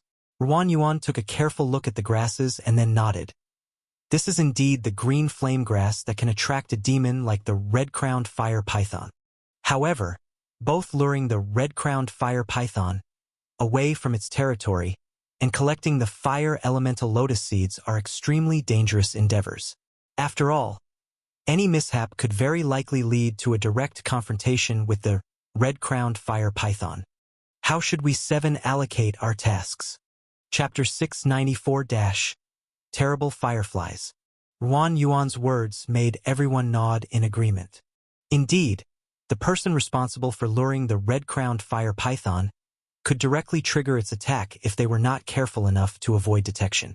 Facing the attack of an ancient beast with combat power close to that of an upper god king could only be imagined as extremely dangerous. Of course, the danger for those responsible for collecting fire elemental lotus seeds was also not minor.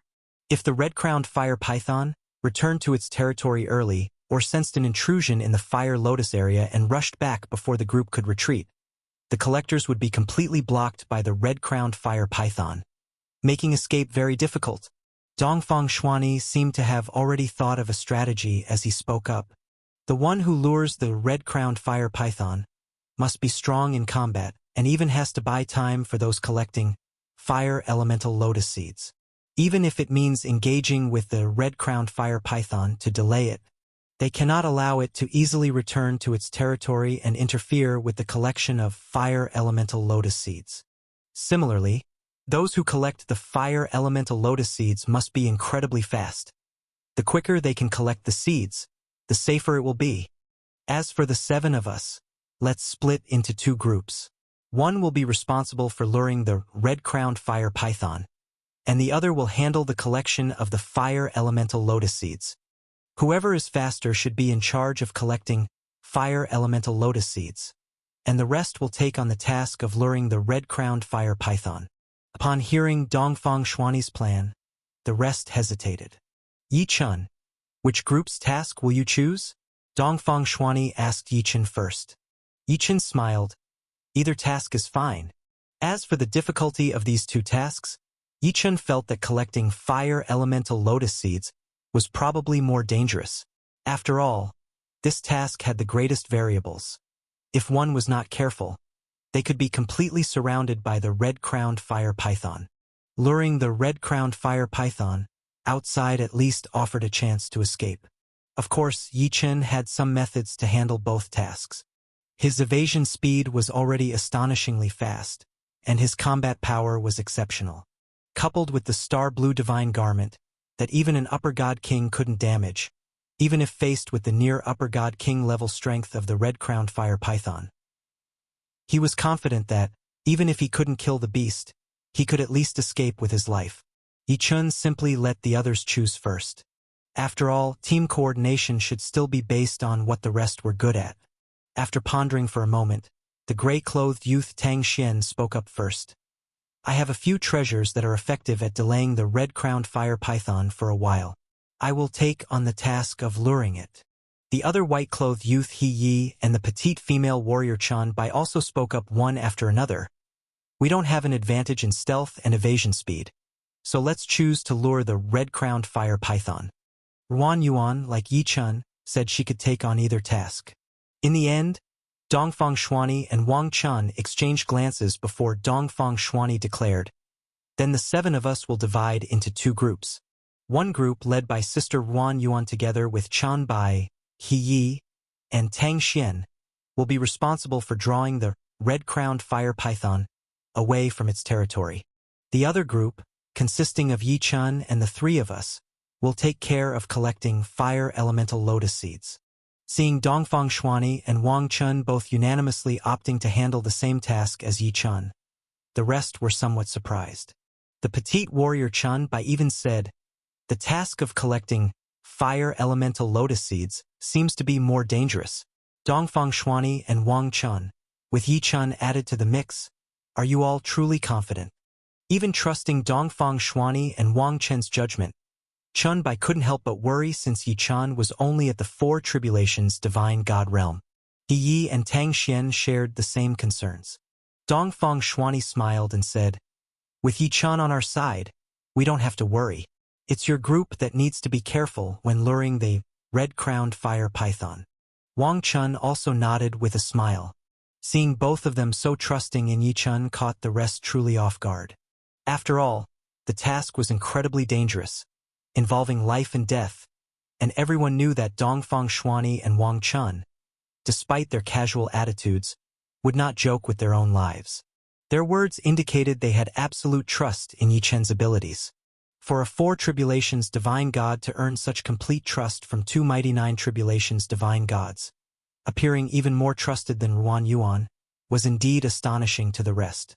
Discover exclusive tales on Novelbin.com. When Chun Bai, He Yi, and Tang Xian looked at Yi Chen again, they were more serious, scrutinizing him carefully. Ruan Yuan, often haughty, also didn't expect Dongfang Shuani and Wang Chun to organize the groups this way. She gave Yi Chun a surprised glance, thinking, "I want to see if this youth can truly complete the mission smoothly."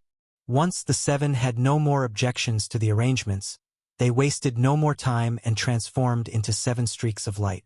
Carefully avoiding the various demon creatures of the fiery realm, they flew towards Flame Mountain under Dongfang Shuani and Wang Chen's lead. After flying for over half a day, the 7 finally arrived at the foot of a sprawling mountain range. This sprawling mountain range stretched for tens of thousands of miles, with numerous towering peaks rising within. Moreover, one could see that each of the mountain peaks on the range was a fiery red color, with flames shooting up to the sky from time to time. Frightening howls of demonic beasts were heard from within this vast mountain range, shaking one's soul. This mountain range was none other than the famous Flame Mountain, within the fiery realm of the 9 Suns' ancient land. Just flying close to this undulating mountain range, Yi Chun and the other 6 felt waves of formidable heat assaulting their faces, as if they were being scorched by fierce flames. Even though all 7 of them possessed extraordinary strength, they had to activate their protective auras to defend against the terrible heat. After flying to the foot of the mountain, the 7 of them landed. Dongfang Shuani said to the others, "This area is where the temperature entering Flame Mountain is the lowest. Many areas within Flame Mountain are so incredibly hot that even divine kings cannot enter. Many true gods have been instantly burned to death by the flames upon entering. Once we enter Flame Mountain, we're entering a truly dangerous area. Although this journey was explored by my divine king predecessor the last time the 9 Suns' ancient land opened, 1,000 years have passed, and we don't know what changes there might have been here. Everyone must be cautious all the way." While speaking, Dongfang Shuani pinched a spell, and a small stone disc flew directly out of his body, floating in front of him.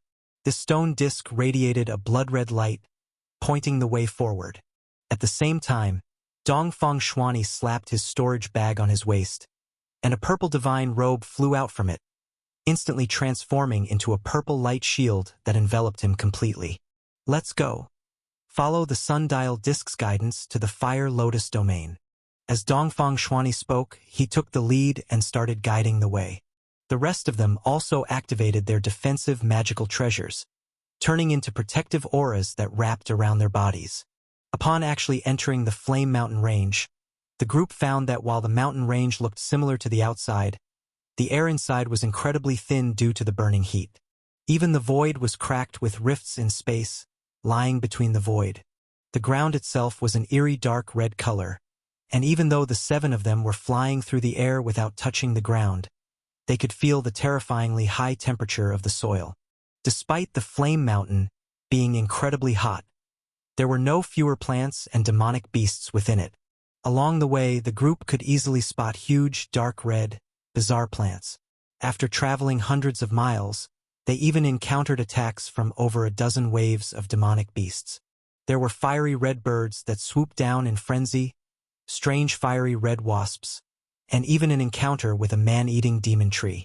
Nevertheless, as all 7 were powerful fighters, they were able to thoroughly dispatch these creatures without much trouble as they proceeded. This somewhat eased the minds of the group that had been on high alert since entering Flame Mountain. An hour and a half later, the 7 had delved thousands of miles deep into Flame Mountain.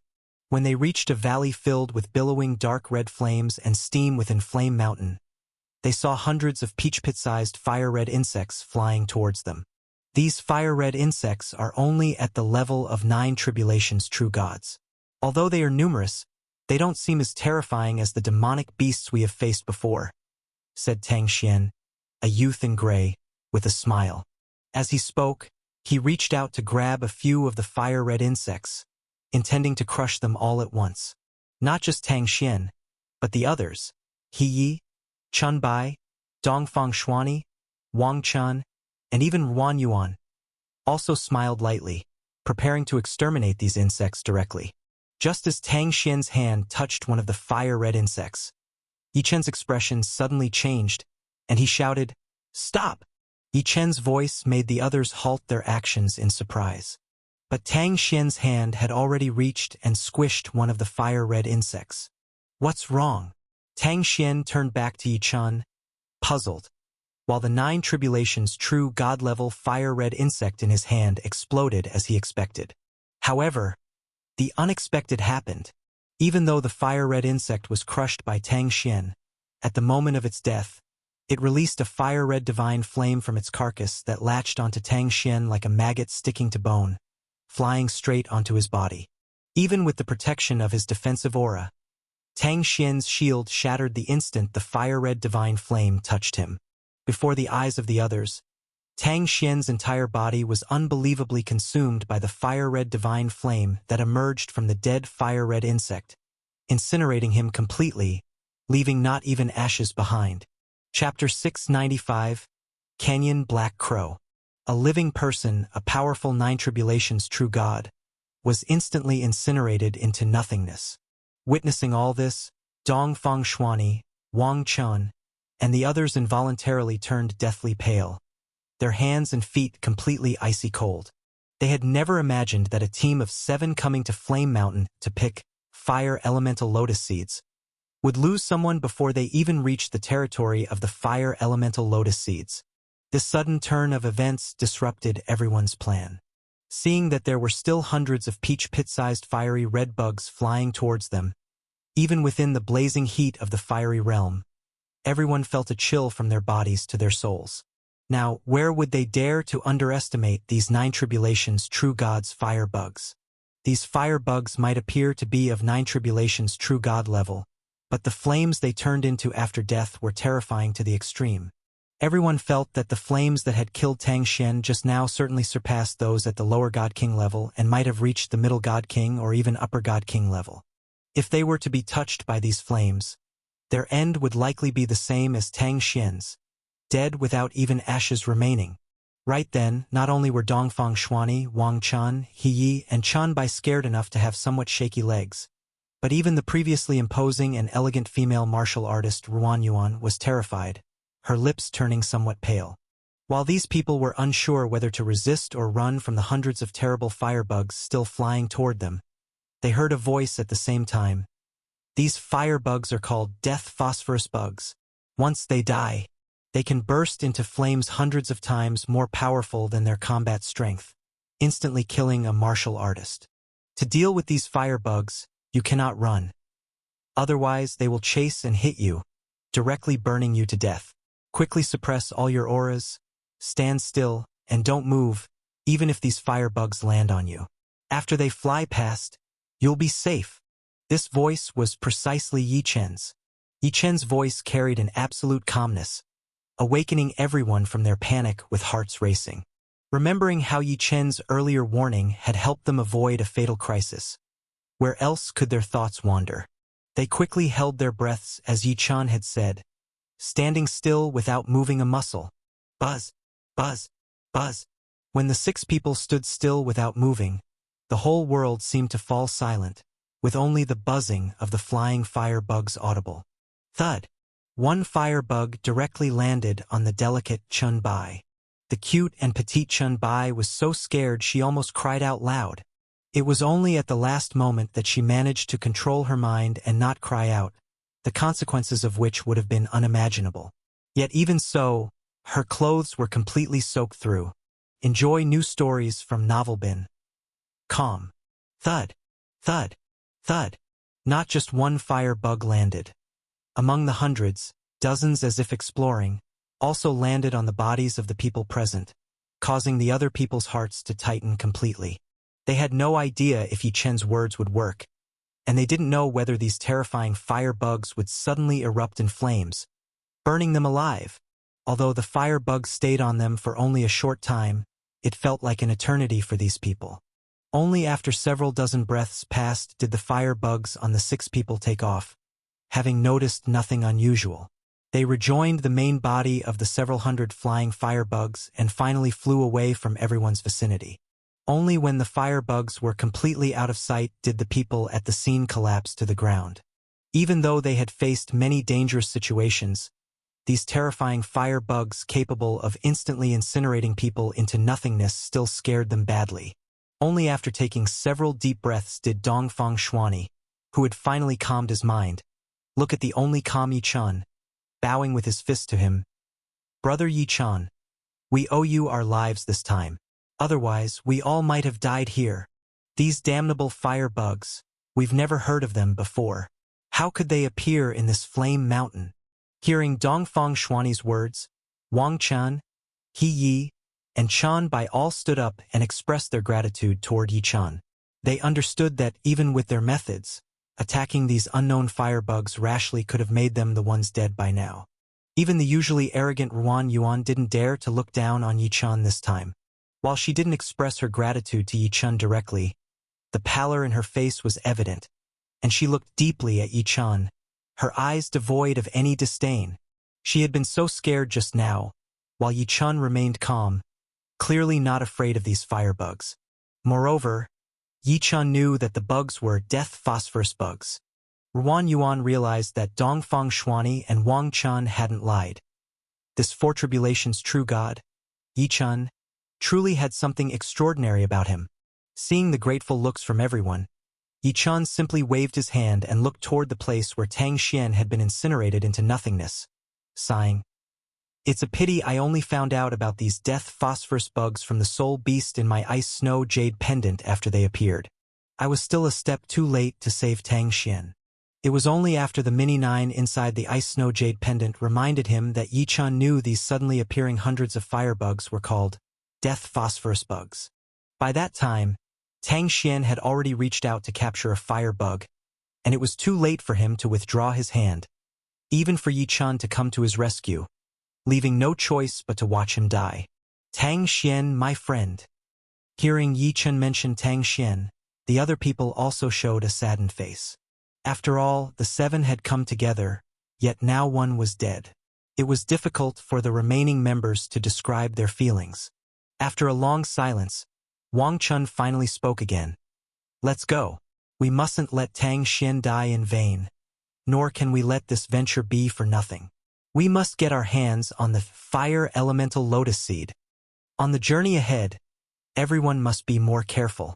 If there's a demon we don't understand, we should avoid it if possible." Safety is the priority. The remaining members nodded in agreement. They had already reached Flame Mountain, and of course they were not going to beat a retreat now. The team continued to advance. They encountered over a dozen waves of demons. Some of the demons were recognized by Dongfang Shuani and Wang Qian or Yichan, and the 6 of them joined hands to eliminate these beasts.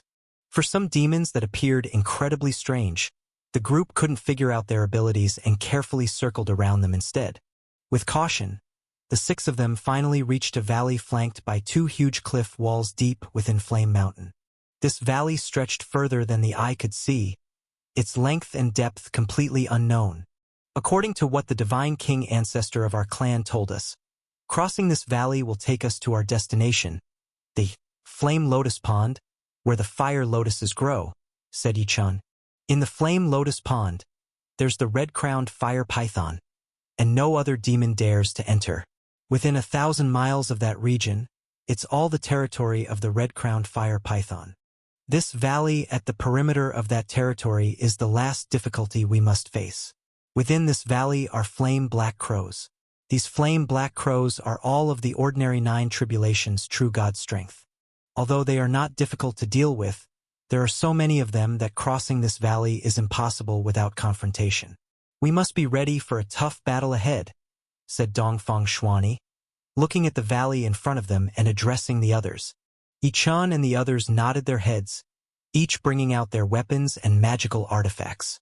Then, they stepped forward and headed into the depths of the valley. After progressing only a few miles into the valley, Yichan and the others saw the cliff walls on both sides of the valley covered with countless massive black crows. Each crow was several meters in size with black flames flickering over its body. Its beak and claws shone with a terrifying lethal light. When Yichan and the others saw these black crows, the flame black crows also spotted the group of 6. Squawk! Squawk! Suddenly, the flame black crows let out harsh, discordant cries as thousands of them flapped their wings, attacking Yichan and the group. In the farther reaches of the valley, even more flame black crows crowded the sky, the exact number impossible to gauge. Countless flame black crows covered the sky in a blanket of fire and darkness. This scene caused the complexion of the 6 people below to change drastically. Charge through to the area near the Flame Lotus Pond, where these black crows dare not venture.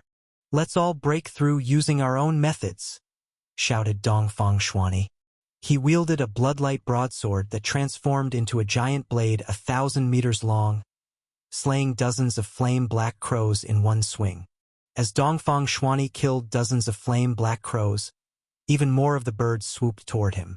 With a grave expression, he pinched a magic formula with his hands, and his external true chi twisted violently, instantly shredding countless flame black crows, their remains falling to the ground. In another location, Wang Chun summoned a mirror artifact, which emitted golden rays of light. Each ray cut through the air, felling swathes of flame black crows. Despite their numbers, the crows couldn't get anywhere near Wang Chun. Seizing the opportunity when a large number of flame black crows fell, Wang Chun shot forward tens of meters. The petite and lovely female martial artist, Chun Bai, activated a blue ribbon that protected her body, and with a flash of divine light, she flew into the horde of flame black crows and began fighting them.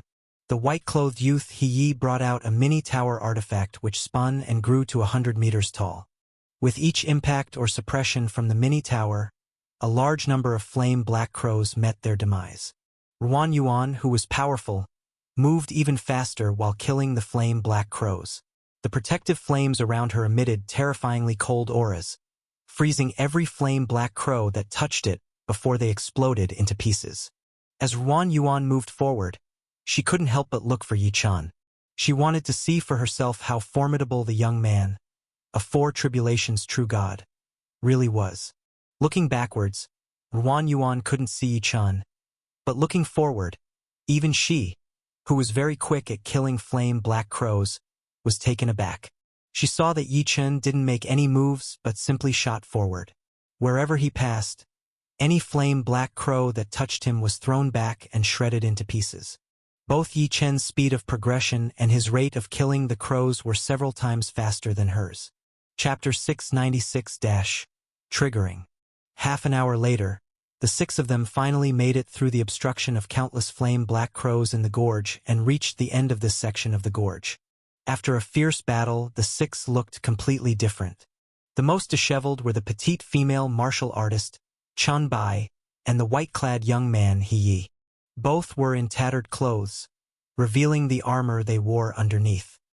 He Yi even suffered minor injuries under the siege of numerous flame-black crows, and a clump of his hair had been singed. After finally reaching safety, the 2 quickly took out replacement garments from their spatial treasures to change into, and He Yi also sat cross-legged, starting to cultivate to heal his wounds. Although Dongfang Xuani and Wang Chan were not as disheveled, their faces and bodies were also stained with a lot of fresh blood and black ash marks, far from their previously clean and carefree appearance. The one who fared slightly better was Ruan Yuan. It was no wonder that this woman carried herself so arrogantly. She certainly had some skills. As she fought her way through the gorge, she killed many more flame-black crows than the others, yet she was unscathed, with only a slight disarray in her breathing. She was the second to arrive safely. Of course, stronger than Ruan Yuan, and the first one to reach safety was Yi Chun. Yi Chun not only had no sign of having been in a battle on him, but his breath was also incredibly steady. Obviously, these ordinary true god-level flame-black crows, no matter how numerous, did not trouble Yi Chun in the slightest. This comparison made it clear who was superior. At this point, the way Chen Bai and He Yi looked at Yi Chun had completely changed. Whether it was facing the terrifying firebugs earlier or dealing with the tens of thousands of flame-black crows later, Yi Chen's performance had shown them how frighteningly powerful he really was. Chen Bai and He Yi even felt some regret that they hadn't chosen the same mission as Yi Chun. They both wanted to join Yi Chun in the task of collecting the fire elemental lotus seeds, feeling that with him, their safety would be greatly enhanced. Seeing the admiring looks Chen Bai and He Yi were giving Yi Chun, along with Dongfang Xuani's and Wang Chen's expressions acknowledging Yi Chen's strength, Ruan Yuan was exceptionally annoyed. She was originally the strongest member of the team, but now she hadn't gotten any attention at all. All of it was focused on Yi Chun. Of course, even though she was extremely annoyed, Ruan Yuan no longer dared to mock Yi Chun, and she retracted some of her haughtiness. She had already recognized Yi Chen's incredible abilities and wouldn't provoke him again. The events that laid ahead were unpredictable, and if they encountered anything as strange as the fire bugs again, she would need to rely on the miraculous Yi Chun. "All right, let's rest and recuperate here," said Dongfang Xuani, smiling for once as he saw that all 6 had successfully fought their way out of the flame-black crow gorge. Up ahead is the territory of the red-crowned fire python, the Flame Lotus Pond area. Other demons don't dare to step into the red-crowned fire python's realm. This is truly a place of safety. After we've rested up, we'll go and truly accomplish our mission, to get those fire elemental lotus seeds. Hearing Dongfang Xuani mention the fire elemental lotus seeds, a gleam flashed in the eyes of the others. They had come all this way, killing many demons, even losing one of their own, and now they were considerably harried, all for the fire elemental lotus seeds. Thinking that they might soon acquire the fire elemental lotus seeds, which were greatly beneficial for breaking through realms, how could they remain calm? After taking a few deep breaths, their minds gradually calmed down. An hour later, the 6, who had finished their meditative recovery, finally stood up again. Wang Chan said, "Let's first go take a look at the situation with the red-crowned fire python and the fire elemental lotus seeds, then follow our previous arrangement, splitting into 2 groups to lure the red-crowned fire python and collect the fire elemental lotus seeds. Tang Xian has fallen. Sister Ruan Yuan, Brother Chen Bai, Brother He Yi. The 3 of you are left to lure the red-crowned fire python. No problem, right?" Ruan Yuan, Chen Bai, and He Yi looked at each other and nodded. With only 6 people remaining and 2 different tasks, they each had to complete their respective missions. Seeing them nod, Wang Chun smiled, flipped his hand, and a gossamer-like, thin, silky object appeared in his hand. This treasure is called the True Hidden Rosy Clouds Robe. Once activated, It can hide the wearer's form for the duration of a cup of tea. When it truly conceals the wearer, even an upper god king without a counterstealth ability can't detect the person's whereabouts. We'll use this treasure to first observe the movements of the red-crowned fire python, and then split up to act. True hidden rosy cloud's robe? Yi Chen's gaze turned towards the gossamer-like, thin, silky object in Wang Chen's hand. This object could mask one's figure, but it only lasted for the duration of a cup of tea, which was somewhat similar to the divine might of the Tongming mirror he had obtained in the past. Stay connected via Novelbin. Calm. However, the Tongming mirror was only an auxiliary class inferior divine artifact, effective only against weaker true gods. In front of stronger true gods, the concealment ability of the Tongming mirror was completely useless, and now it had little use. Compared with the true hidden rosy cloud's robe, which even upper god kings could not detect, its function might be somewhat similar, but in terms of divine might, it was far inferior to the true hidden rosy cloud's robe. While Yi Chen was examining the true hidden rosy cloud's robe, the others were also sizing up this treasure. Then everyone stood together as directed by Wang Chen. At last, with a pinch of a spell in Wang Chen's hand, the silk-like treasure suddenly flew up, transforming into a spherical light dome with a radius of several zhang, completely enveloping the six of them. The true hidden rosy cloud's robe, once activated, only works for the duration of a cup of tea. We will need it to collect the fire elemental lotus seeds later. So let's hurry up and check out the situation with the red-crowned fire python. Wang Chen spoke out to Yi Chen and the other four, and seeing them nod, he then propelled the true hidden rosy cloud's robe, concealing all six figures as they flew towards the vast realm ahead of the gorge. After flying for about 10 breaths, the six of them saw a giant lake dozens of miles across in the distance. The entire giant lake was a red hue as if the water within was made of red magma. Clearly, the temperature of the lake water was frightfully high. Even more wondrous was that within the red magma-like lake water grew thousands of fiery red lotus leaves, and on several dozen of these leaves bloomed flame lotus flowers, resembling red flames. Near the flame lotus flowers, there were 8 mature lotus pods, which slightly drooped under the weight of the hundreds of plump fiery red lotus seeds within them. This fire lake is the flame lotus pond. Those seeds within the 8 lotus pods are the fire elemental lotus seeds we aim to harvest. Upon seeing the hundreds of mature fire elemental lotus seeds, everyone inside the true hidden rosy cloud's robe had their breathing quicken with excitement. Yi Chen's gaze then shifted from the flame lotus pond to the outside. He then directly saw a gigantic fire python, thousands of zhang long, lying motionless on the ground outside the flame lotus pond, unaware if it was in slumber or cultivating. This gigantic fire python, with an unusual red comb-like crest on its head, was precisely the demon guarding the fire elemental lotus seeds. With a realm reaching the level of a middle god king and a combat strength approaching that of an upper god king, the red-crowned fire python. The red-crowned fire python is indeed here. At this moment, Dongfang Xuani and Wang Chen also turned their gaze towards the red-crowned fire python. The situation with this red-crowned fire python is just as the God King Elder described. It is indeed in a weakened state, which makes it easier to provoke. Fellow Taoists, we are pressed for time. Let us split up and act now. As he spoke, Wang Chen drove the true hidden rosy cloud's robe, as he and several others flew far away from the red-crowned fire python, traveling about a few hundred li before finally landing. Wang Chen then took out a white jade box containing the green flame grass and handed it over to Wan Yuan. From this distance, igniting the green flame grass will be sufficient to lure the red-crowned fire python. Sister Wan Yuan, Taoist friend Chen Bai, and Taoist friend He Yi. The task of using the 3 sticks of green flame grass to lure the red-crowned fire python falls to you. As previously agreed, you'll ignite the green flame grass 10 breaths after we commence our dive into the flame lotus pond. If the red-crowned fire python is truly attracted by the green flame grass and there is no other disturbance, the 3 of you must also conceal yourselves well and not be discovered by the red-crowned fire python. If it senses something wrong with the fire elemental lotus seeds and immediately returns, you three must hold it off for at least 30 breaths. Now, let us split up and act. After discussing a few more details, Yi Chun, Dongfang Xuani, and Wang Chun, covered by the true hidden rosy cloud's robe, flew back towards the flame lotus pond to harvest the fire elemental lotus seeds. In this realm, only Ruan Yuan, Chun Bai, and He Yi were left behind.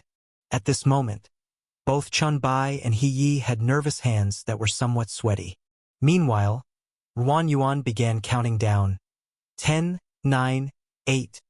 When she reached 1, Ruan Yuan followed the spell taught to her by Wang Chun, moving her hands swiftly, and 3 one-foot-long sticks of green flame grass flew out of the white jade box under her spell. Something wondrous occurred. As soon as these 3 sticks of green flame grass flew out of the white jade box, they suddenly enlarged and transformed into towering grasses several zhang high, firmly planting themselves onto the ground. Simultaneously, Ruan Yuan changed the spell in her hands, and in an instant, the 3 enlarged sticks of green flame grass, with their strange rings of fiery patterns, started to frantically flicker. After several breaths, the entire towering stalks of the 3 grasses burst into flames. As they burned, the green flame grass was not consumed at all, but an odd fishy smell wafted from the 3 giant stalks, spreading in all directions. It reached a few li away, tens of lis away, hundreds of lis away. In a moment, the strange fishy smell of the green flame grass was about to envelop the area where the red-crowned fire python was located. Chapter 697 Sudden Change. Retreat. We need to pull back to a safe area and observe the red-crowned fire python's movements. As soon as she saw that the green flame grass had indeed been lit, Ruan Yuan immediately spoke up, and she, along with Chun Bai and He Yi, swiftly flew away from the area where the green flame grass was located. Just after they had left, the scent of the green flame grass had already spread to the region where the red-crowned fire python was lying on the ground outside the flame lotus pond. When it smelled the fishy scent of the green flame grass, the previously motionless red-crowned fire python, as if stimulated, suddenly lifted its head from the ground. Its red crown even flashed with strange lights. Instantly after that moment, the red-crowned fire python seemed to have located the position of the green flame grass. Whoosh! It was as if a streak of light shot through the void. The red-crowned fire python traveled hundreds of miles through the void and landed near the green flame grass. With a boom, the massive body of the red-crowned fire python slammed to the ground. Explore more adventures at novelbin.com. Strangely, the red-crowned fire python seemed to be extremely fond of the green flame grass, not touching it in the slightest. It coiled its body into a bunch, assuming a peculiar pose, and started cultivating right next to the green flame grass, inhaling its scent on one side and cultivating on the other. Tens of miles away from the red-crowned fire python and the green flame grass, Ruan Yuan, Chun Bai, and He Yi were carefully concealing their bodies and stealthily lurking. Seeing the red-crowned fire python actually being lured away from the vicinity of the flame lotus pond by the green flame grass and beginning to cultivate near it, Ruan Yuan, Chun Bai, and He Yi looked at each other and were so overjoyed they almost shouted out loud. The 3 excitedly communicated with each other. It worked. We really managed to lure the red-crowned fire python out. Looking at it like that, it won't return to the flame lotus pond area for a while. Now, it's all down to whether Yi Chun, Dongfang Xuani, and Wang Chun can seize this moment to harvest the fire elemental lotus seeds. While the 3 of them were excitedly watching the red-crowned fire python cultivate near the green flame grass, anxiously anticipating Yi Chun and the others' actions. On the other side, Yi Chun, Dongfang Xuani, and Wang Chun, under the cover of the true hidden rosy cloud's robe, had already snuck back near the flame lotus pond. Seeing that the red-crowned fire python had not discovered them and had left the flame lotus pond under the influence of the green flame grass, Yi Chun, Dongfang Xuani, and Wang Chun were also thrilled. They had not anticipated that the operation would go so unexpectedly smoothly. Hurry up and pluck the fire elemental lotus seeds. The red-crowned fire python will finish absorbing the scent of the green flame grass soon enough if it keeps inhaling it. We need to collect the fire elemental lotus seeds as quickly as possible. As soon as Dongfang Shuani finished speaking, he, along with Wang Chun and Yi Chun, transformed into 3 streaks of lightning, rapidly flying towards the 8 lotus pods inside the flame lotus pond. The 3 of them exerted their combat power and struck towards the roots below the 8 lotus pods. These 8 lotus pods of the fire elemental lotus seed were incredibly tough. Likely even ordinary middle god kings would not be able to damage the pods in the slightest. But Yi Chun, Dongfang Shuani, and Wang Chun were not ordinary individuals. With their combat power surging, Yi Chun directly chopped off the roots of 3 pods, collecting a total of 39 plump fire elemental lotus seeds from the 3 pods that fell into his hands. On the other side, Dongfang Shuani and Wang Chun harvested 3 and 2 pods respectively. All 8 pods were successfully collected.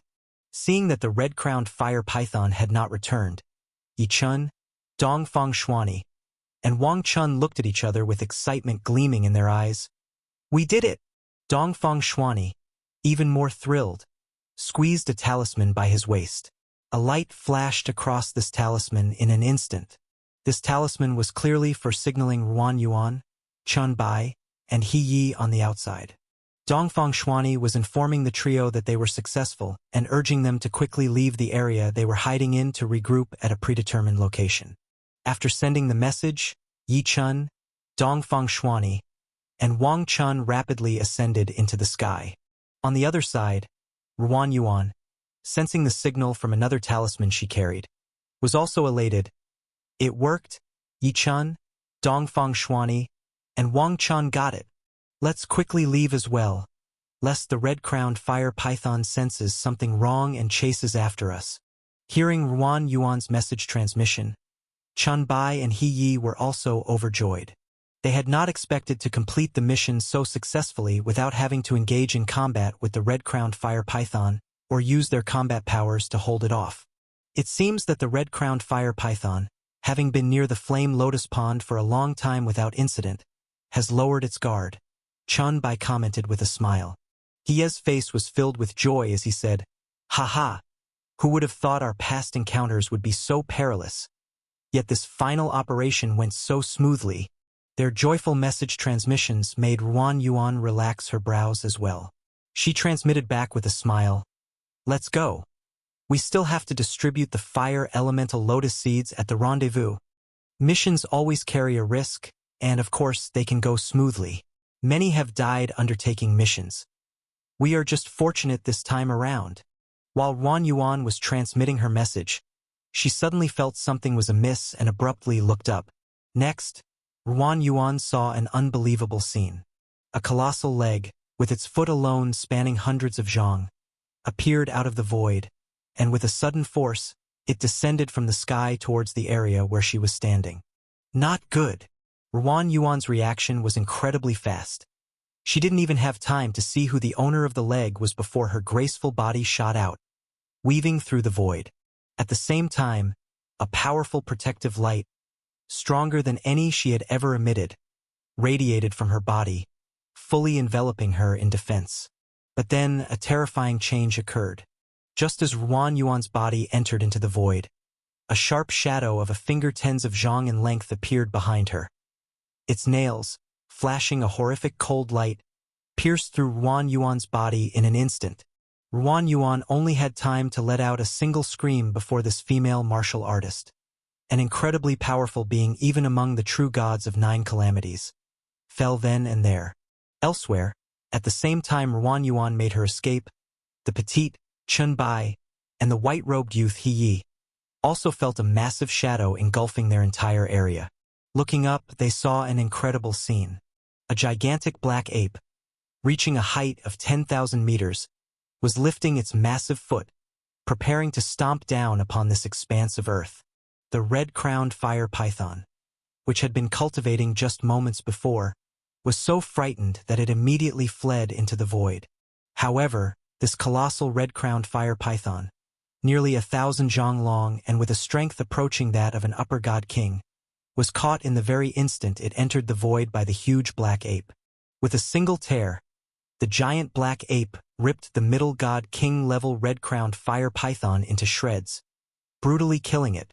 In the blink of an eye, both Ruan Yuan and the red-crowned fire python had fallen.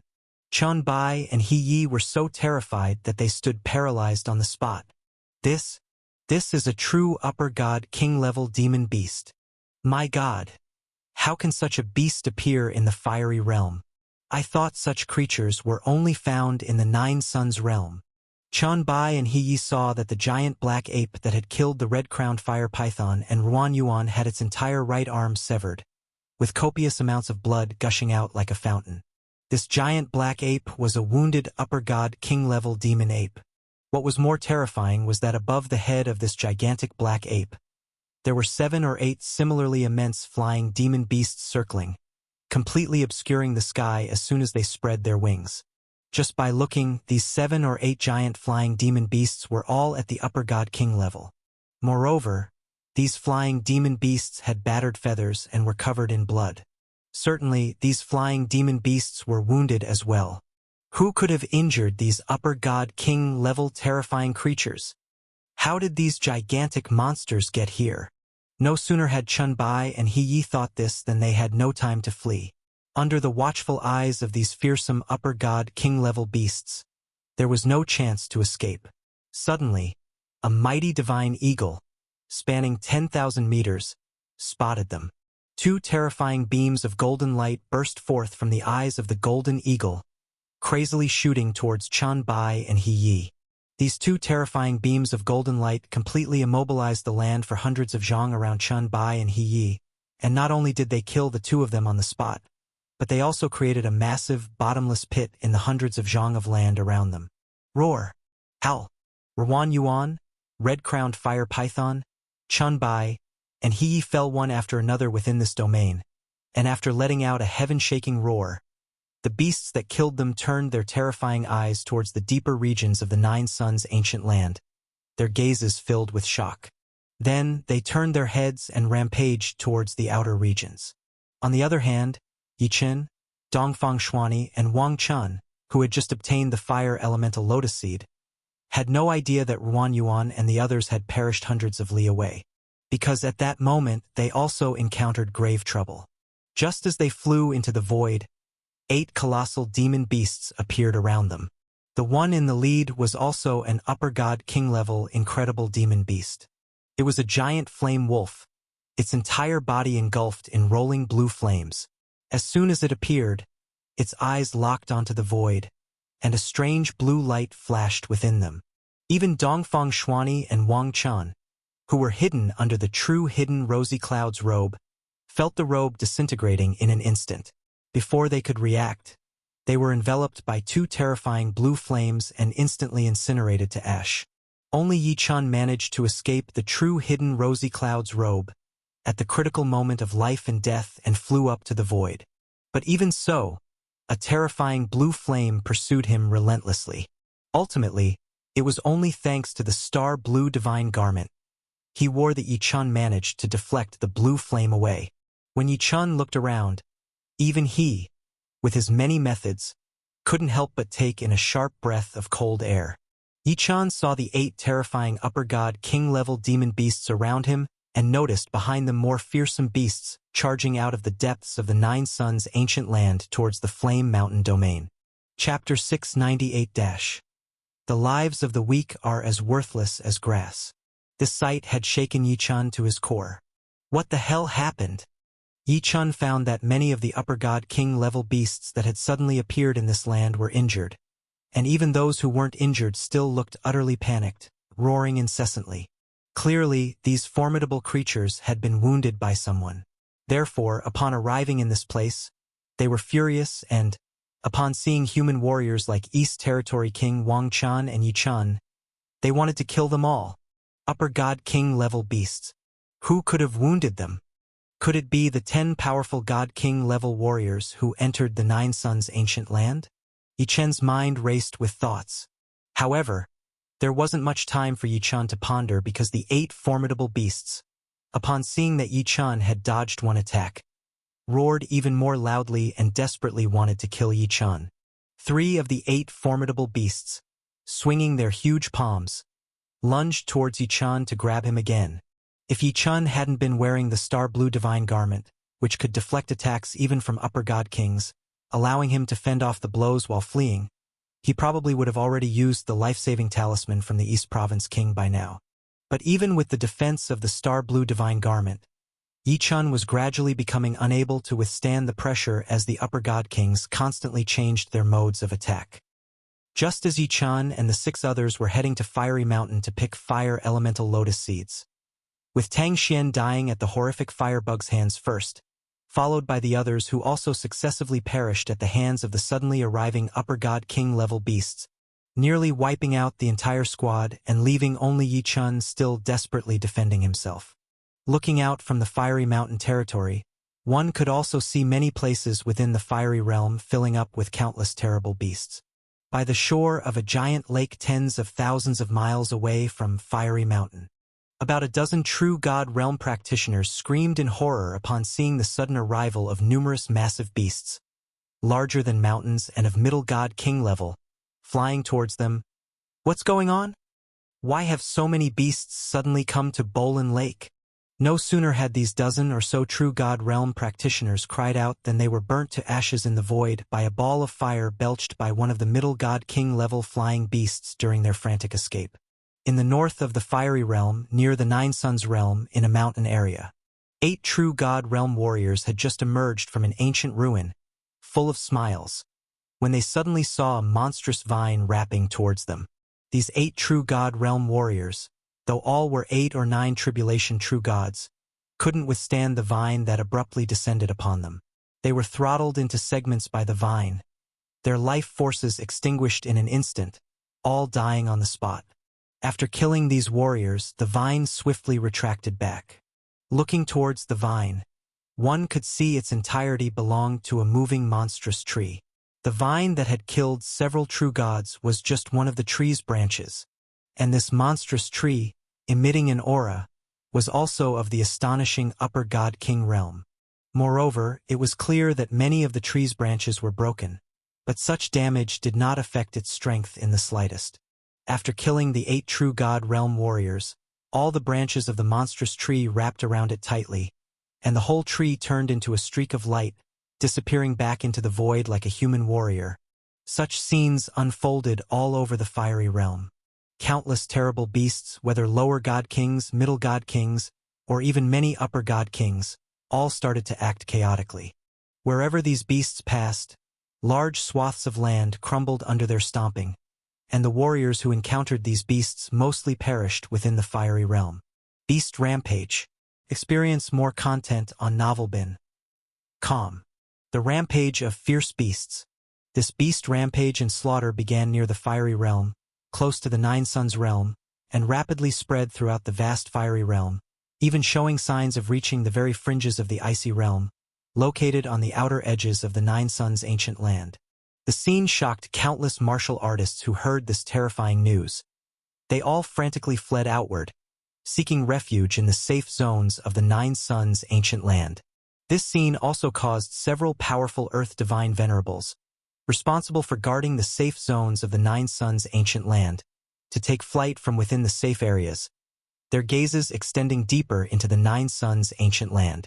Eventually, their gazes crossed millions of miles of land to rest upon a place on the western side of Nine Suns Realm, situated at the deepest part of the Nine Suns' ancient land. This calamity was man-made. It was caused by Qin Feng, an upper god king from the forces of Divine Dragon Mountain, from the Divine Kingdom's East Province, who dares to directly oppose the East Territory King Mansion. That Qin Feng actually stirred up numerous monsters within the abyss of 10,000 beasts in the Nine Suns Realm, causing them to panic and flee in disarray. An Earth Divine Venerable spoke out after understanding the root cause of everything. Another Earth Divine Venerable swept his gaze over the entire Nine Suns' ancient land, over the horde of monsters that had escaped from the abyss of 10,000 beasts, killing in the land, and over the martial artists being continuously slain by these monsters. The gaze of this Earth Divine Venerable was neither sad nor joyful, as if the fall of these people could not stir the slightest ripple in the heart of such an existence. Exploring the Nine Suns' ancient land, whether it is a natural disaster or a man-made calamity, as long as it does not violate the regulations set by the Lord of the Southern Territory King Mansion, we must not intervene, said the Earth Divine Venerable. Another Earth Divine Venerable, visibly moved by compassion, could only nod in agreement after hearing the former's words. This beast rampage was triggered by Qin Feng. Before, there have been god-kings who entered the Nine Suns' ancient land and brought great calamities that led to the deaths of countless true gods. However, this time Qin Feng's strength is simply too overwhelming, directly causing the innumerable upper god-king level monsters within the abyss of 10,000 beasts to hastily escape. This beast rampage is countless times more terrible than any before. It remains to be seen how many of the millions of martial artists who entered the Nine Suns' ancient land will die in this beast rampage. Those martial artists who have already made it into the safe zone are fine, and those in the outer icy realm are still safe for now, but the fiery realm has become the most dangerous land to be in. The Earth Divine Venerables talked among themselves, yet did not intervene. The entire beast rampage and slaughter continued within the Nine Suns' ancient land, with countless martial artists who had managed to enter the fiery realm dying in a calamity they could have never expected. The lives of the weak were like mustard seeds. They would never have imagined that it was the actions of an upper god king that had begun the calamity leading to their deaths. Even less imaginable to them was that the terrifying monsters slaughtering them had been frightened into escaping from the abyss of 10,000 beasts by that upper god king. In the eyes of that upper earth divine venerable, the monsters they feared so greatly weren't worth mentioning at all. Following the gaze of the Earth Divine Venerables towards a huge abyss on the western side of the Nine Suns realm deep within the Nine Suns' ancient land, one could see in the void of the great abyss a young man holding a dark green flute, smiling faintly as he watched the monsters fleeing in panic from the deep abyss before him. This young man was none other than Qin Feng, the upper god king from Divine Dragon Mountain, one of the 10 god kings who entered the Nine Suns' ancient land. At that moment, Qin Feng touched the flute in his hand and muttered to himself, having slain several upper god kings level monsters and wounded hundreds more. Now, these monsters are all scared off. In less than half an hour, the monsters on the periphery of the abyss of 10,000 beasts will have all fled. By then, I can deal with the sky-swallowing azure python, a lower earth divine venerable level monster within the abyss, without any disturbance. Obtaining the inner core of that sky-swallowing azure python, I will have an additional 10% assurance of breaking through to the Earth Divine Venerable Realm. Chapter 699-. An Encounter on the Road. While Qin Feng schemed for the sky-swallowing azure python within the abyss of 10,000 beasts, it caused the entire fiery realm and even the icy realm of the Nine Suns' ancient land to fall into chaos. The other 9 divine kings who had secured the spots to enter the divine kingdom of the Nine Suns' ancient land had likewise stepped into the very heart of the 3 great realms of the Nine Suns' ancient land, the Nine Suns realm. However, among these 9 divine kings, some had noticed the commotion Qin Feng had caused, while others were at that moment hidden away in secret caves, completely unaware of the situation outside.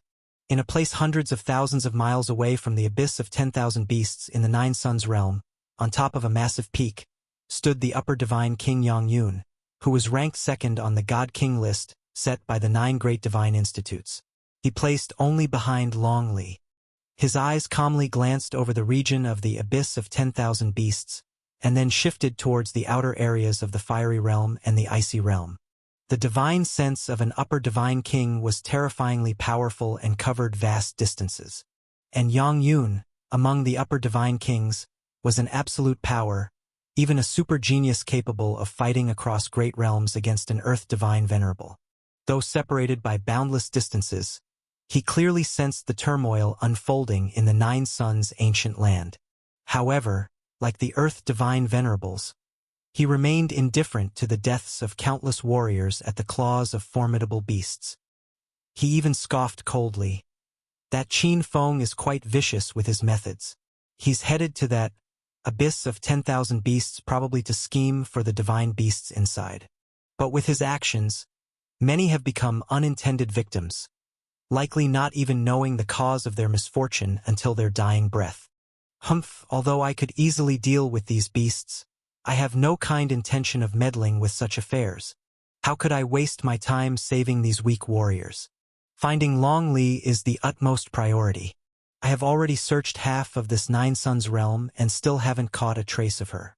Where on earth could she have gone after entering the Nine Suns realm? After muttering to himself, Yang Yun's figure disappeared instantly from the giant peak where he stood, and he continued through the void towards another region of the Nine Suns realm. Just like Yang Yun's indifference, within the central area of the void in the Nine Suns realm, Yang Yan, an upper divine king from the same power as Yang Yun and from one of the Taiyun heaven forces in the western territory of the divine kingdom, had also noticed the changes in the fiery realm and the icy realm. This Yang Yan glanced outside just once before turning his head away, not caring any more about the events unfolding outside. His gaze, as it swept through the Nine Suns realm in search of something, vanished into the void after a moment. The two upper divine kings from the Mu King mansion of the southern region, Hong Ming and Hong Yi, were meanwhile inside a cold pool wrapped in 7 colors within the Nine Suns realm. The entire pool was enveloped in a halo of 7 colors, completely isolating Hong Ming and Hong Yi's divine senses from the outside world, keeping them oblivious to the events transpiring outside. At that moment, their attention was completely captured by a huge old turtle lying in the middle of the cold pool. Looking towards the old turtle, one could see it performing a strange act of swallowing and spitting out water from the pool, with a rhythm that proved to be an extremely rare breathing exercise. The tortoise spirit divine breath skills, the miraculous breathing technique recorded by the mansion, indeed resides within this millennia-old turtle found in the Nine Suns ancient lands 7-colored glazed pool. With delighted expressions, Hong Ming and Hong Yi observed the old turtle for several hours before they began to meditate right in the cold pool, enveloped by the 7 colors. While Hong Ming and Hong Yi came across their chance, the number 1 divine girl of the Supreme Divine Institute, Long Li, whom many were searching for, was also in a hidden realm. At that time, 2 divine kings were by her side. These 2 divine kings were sisters, each carrying a snow-white divine sword, none other than Zhu Qianqian and Zhu Qingqing from Danxia Valley, a major force in the northern region of the divine kingdom. Looking towards the realm where Long Li, Zhu Qianqian, and Zhu Qingqing were located, one could see the 3 women standing within a heaven-reaching ancient tree. This ancient tree was so massive that it was even larger than a mountain range. The diameter of the tree spanned hundreds of miles, its height unknown, as it grew all the way into the sky, seemingly a pillar supporting the heavens. The branches of the heaven-reaching ancient tree stretched in all directions, each covering thousands of miles in the realm, with some even cloaking tens of thousands of miles. It hardly seemed like a tree at all. Without heaven-piercing eye power, many who found themselves within this tree's reach would believe they were in an immeasurably vast, mysterious realm. In the deepest parts of the Nine Suns ancient land, the Nine Suns realm, there were still many such unbelievable ancient beings and realms. Such heaven-reaching ancient trees and other ancient beings were either left by the heavenly divine venerable Nine Suns Venerable, who established the Nine Suns ancient land, or created by other heavenly divine venerables from the Mu King mansion who took over the estate. Legends say that an earth divine venerable could shatter a somewhat ordinary star continent, while a powerful heavenly divine venerable, with their heaven-defying abilities, were fearsome beyond measure.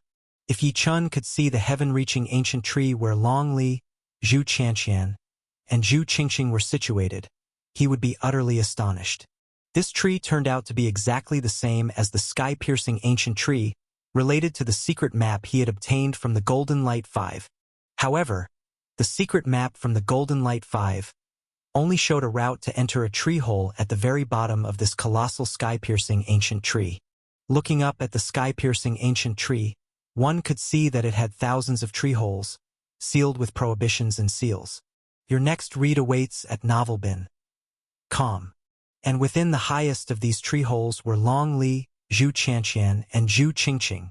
Inside the tree hole, there were stairs extending upwards endlessly, seemingly without end. At the moment, Long Li stood on one of the steps, her beautiful eyebrows knitted tightly, as if pondering something. Next to her, Zhu Qianqian let out a sigh. We have been here for over a day now, and that object is just too hard to find. With so many steps, it's impossible to walk them all. It's like a vicious cycle, and it's simply impossible to see where the blue extreme ice flame is hidden. As Zhu Qianqian spoke, Zhu Qingqing raised her hand to stop her, saying, Sister, don't disturb little sister Long Li's thinking. Little sister Long Li has unparalleled talent and extraordinary comprehension. A mere nuisance set by the heavenly divine venerable won't hold her back for long. Long Li, however, wasn't paying attention to Zhu Qianqian and Zhu Qingqing's words. She had been standing on the stair motionless for half an hour already. Suddenly, Long Li's delicate brows moved, her beautiful face blooming like a pear flower. So that's how it is. After uttering those 4 words, Long Li smiled at Zhu Qianqian and Zhu Qingqing beside her. 2 sisters, follow me. I found the way to break through the first barrier of the Polan ancient tree. Hearing Long Li's words, Zhu Qianqian and Zhu Qingqing looked at each other, their eyes showing a surprised and delighted expression. Without asking any more questions, they immediately followed behind Long Li. Long Li then lightly stepped forward onto the stair in front of her and leapt to the 9th step ahead. After pausing there, she flew another 3 steps forward. After moving swiftly for 33 times, the last step she landed on suddenly surged with a blue light formation. Long Li waved to Zhu Qianqian and Zhu Qingqing, and the 3 women flew into the blue light formation and disappeared without a trace. After they vanished, the blue light formation disappeared as well, and the countless steps they had occupied returned to their original state. It was as if no one had ever been there. Among the 10 divine kings who had entered Nine Suns' ancient land, Qin Feng had triggered a beast riot. Yang Yun and Yang Yan disregarded the disaster uncaring, and Hong Ming, Hong Yi, Long Li, Zhu Qianqian and Zhu Qingqing, who were exploring the land, were completely unaware of what was happening outside. Of the 10 divine kings, the only ones who noticed the disaster outside and took action were members of the family of Old Man Kudu, 2 lower-ranked divine kings from the Mu King mansion in the southern region, the little princess Mu Ling and the 3rd young master Mu Xiao. At this moment, Mu Ling and Mu Xiao were hurrying from the Nine Suns realm toward the fiery realm outside. Mu Ling couldn't help but huff angrily. That Qin Feng ignored our obstruction and still plotted against the abyss of 10,000 beasts. He really has caused a huge disaster. According to the rules of Nine Suns' ancient land, I'm afraid even the Earth Divine Venerables won't bother themselves with this.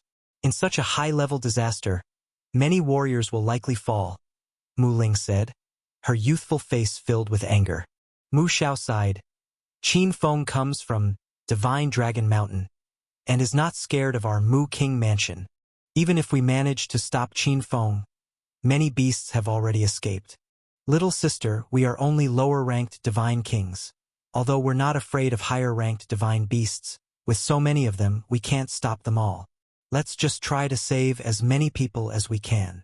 Yeah, save as many as we can. After all, we also came to Nine Suns' ancient land just for the excitement, not to really do anything. Mu Ling nodded. In an instant, the 2 figures shuttled through the void, stepping from the Nine Suns realm into the fiery realm where the beast riot erupted. At this time, the fiery realm was in shambles, with the ground of many lands pocked with huge pits, and many mountains had collapsed and toppled. After Mu Ling and Mu Xiao had saved several groups of people and slain numerous beasts, they arrived at a location in the northern part of the fiery realm. There, they saw a young man being pursued by dozens of higher-ranked divine beast kings. A youngster at the 4 tribulations true god level? Heavens! How can he withstand the pursuit of so many higher-ranked divine beast kings without dying? Looks like he wants to escape into the Nine Suns realm. His idea isn't wrong. These beasts dare not casually return there, but if he flees elsewhere, those beasts might chase him to the ends of the earth. Watching the young man being chased by dozens of higher-ranked divine beast kings, Mu Xiao was full of emotion. Meanwhile, Mu Ling's eyes were drawn to the sword shadow shuttling beside the young man, continuously slashing at those higher-ranked divine beasts. She frowned slightly and murmured in surprise, This swordsmanship looks very similar to our Mu King Mansion's devouring obliteration sword skills, but it seems even more formidable. Chapter 700 Rescue and Recognition. Even more powerful than the devouring obliteration sword skills?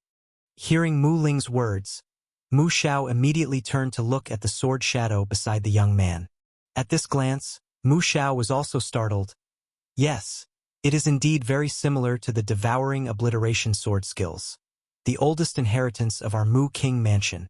That devouring obliteration sword skills is a heaven-reaching divine art left by our ancestor, the old territory king, when he departed. It is an exceptionally suitable set of techniques for true gods and divine kings to cultivate. Looking at this young man's sword technique, it seems that he hasn't cultivated it to great accomplishment yet, but even these few moves are much more powerful than the initial moves of the devouring obliteration sword skills. Could it be that this young man has some connection to our Mu King Mansion? While Mu Xiao was still puzzled, Mu Ling, upon seeing the youth being chased by dozens of upper god king level monsters, quickly spoke up. We must hurry to help him. His realm is too low, being only a 4 tribulations true god, and it's already incredible that he's alive despite being chased by so many upper god king monsters. Even so, he is currently in grave danger.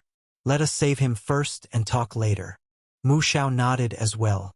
In an instant, the two of them flew towards the youth being pursued by dozens of upper god king level monsters. The young man being chased by these dozens of upper god king level monsters was, of course, Yi Chun. And the sword technique that surprised both Mu Ling and Mu Xiao from the Mu King Mansion was none other than Yi Chen's most powerful supreme heaven-reaching divine art in hand now, the devouring obliteration 9 swords. Since being chased by 8 appalling monsters in Flame Mountain, Yi Chun had been fleeing towards the direction of the 9 Suns realm. Yi Chun knew that probably only the mysterious and infinite 9 Suns realm would make the pursuit of these fearsome monsters stop. As Yi Chun had expected, once they saw him escaping towards the 9 Suns realm and that they could not kill him, many of the fearsome monsters ceased their pursuit. However, too many of these appalling monsters had poured into the fiery realm. Even if some did not continue pursuing Yi Chun, new fearsome monsters joined the chase against him. If it weren't for the star blue divine garment, an extraordinary divine artifact on Yi Chun, which could repel and deflect physical, true chi, and soul attacks altogether from these fearsome monsters, he probably couldn't have held on for so long. But even after enduring for a long time, Yi Chun was in a sorry state, being pursued by dozens of appalling monsters, close to exhaustion as he neared the boundary of the 9 Suns realm, and he was barely hanging on. My strength is still too weak. These fearsome monsters, probably any one of the 10 divine kings who entered the 9 Suns ancient land could easily deal with, but for us true gods, it's too hard. Simply no match for them. If it weren't for the powerful defense of my star blue divine garment, the robust recovery power of the stellar forces and the immortal divine body, and the occasional attacks from the 9 swords of annihilation, I simply couldn't have lasted this long. As Yi Chun fled, thoughts flashed rapidly through his mind, contemplating ways to shake off these monsters. But after a long time of thinking, he could come up with no solution. The only method was to use the life-saving talisman given to him by the East Territory King as a plea for rescue. Although the 9 Suns ancient land was under the jurisdiction of the Southern Territory King Mansion, and even many supreme masters could not enter it at the time of true exploration, what kind of person was the East Territory King? He was on the same level as the Southern Territory King, the number 1 existence of the Southern Territory King Mansion. As long as Yi Chun sought help from the East Territory King, he would undoubtedly be able to reach the 9 Suns ancient land and rescue him. However, Yi Chun was reluctant to use the life-saving talisman. On the one hand, he did not want to waste this hard-earned opportunity to explore the 9 Suns ancient land. Although he had just entered the 9 Suns ancient land for a few days and had encountered numerous dangers, his gains were also substantial. Not only did the encounter with the Ice Shadow Fox lead to a breakthrough in comprehending the 4th of the 9 swords of annihilation, but in Flame Mountain, he acquired the Fire Elemental Lotus Seed. Although acquiring the Fire Elemental Lotus Seed was near fatal, now that it was in his possession, Yi Chun could easily advance to the next true god realm. With such significant gains in just a few days, Yi Chun naturally did not want to use the life-saving talisman during this monster chaos and be taken to the East Territory King mansion by the East Territory King. Yi Chun still wanted to continue his adventure in the Nine Suns' ancient land. But if I don't use the life-saving talisman, what else can I do? Escape. Just keep running to the end.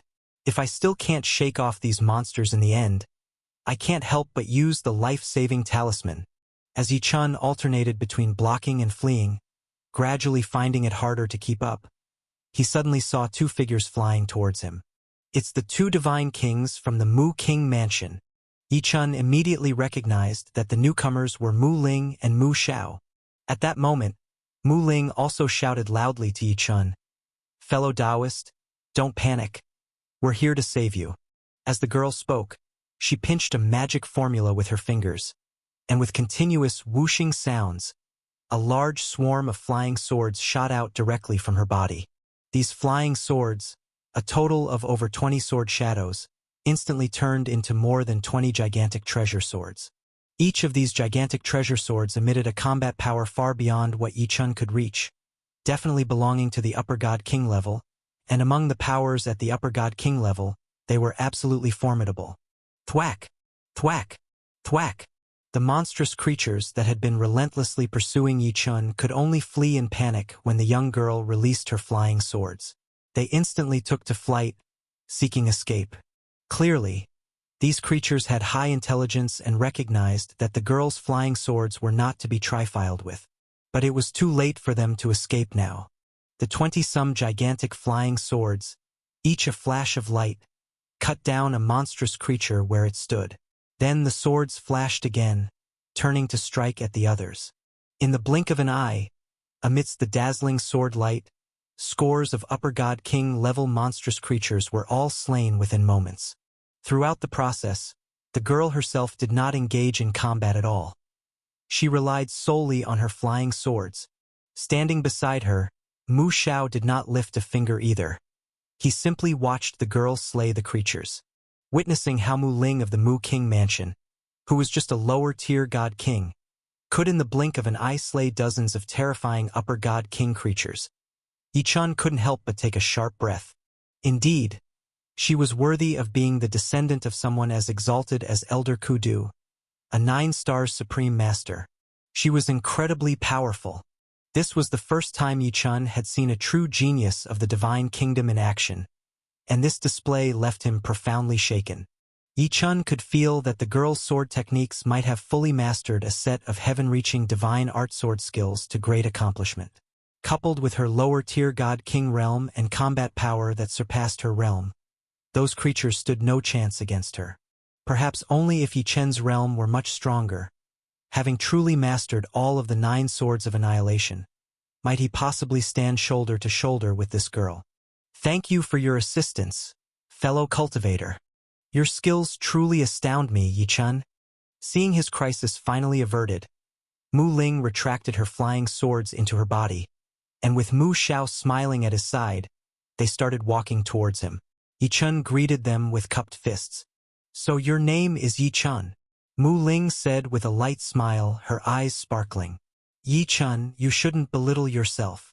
Me, a lower-tier God King, slaying these monstrous creatures, can't compare to you, a mere for tribulation's true God, surviving their pursuit.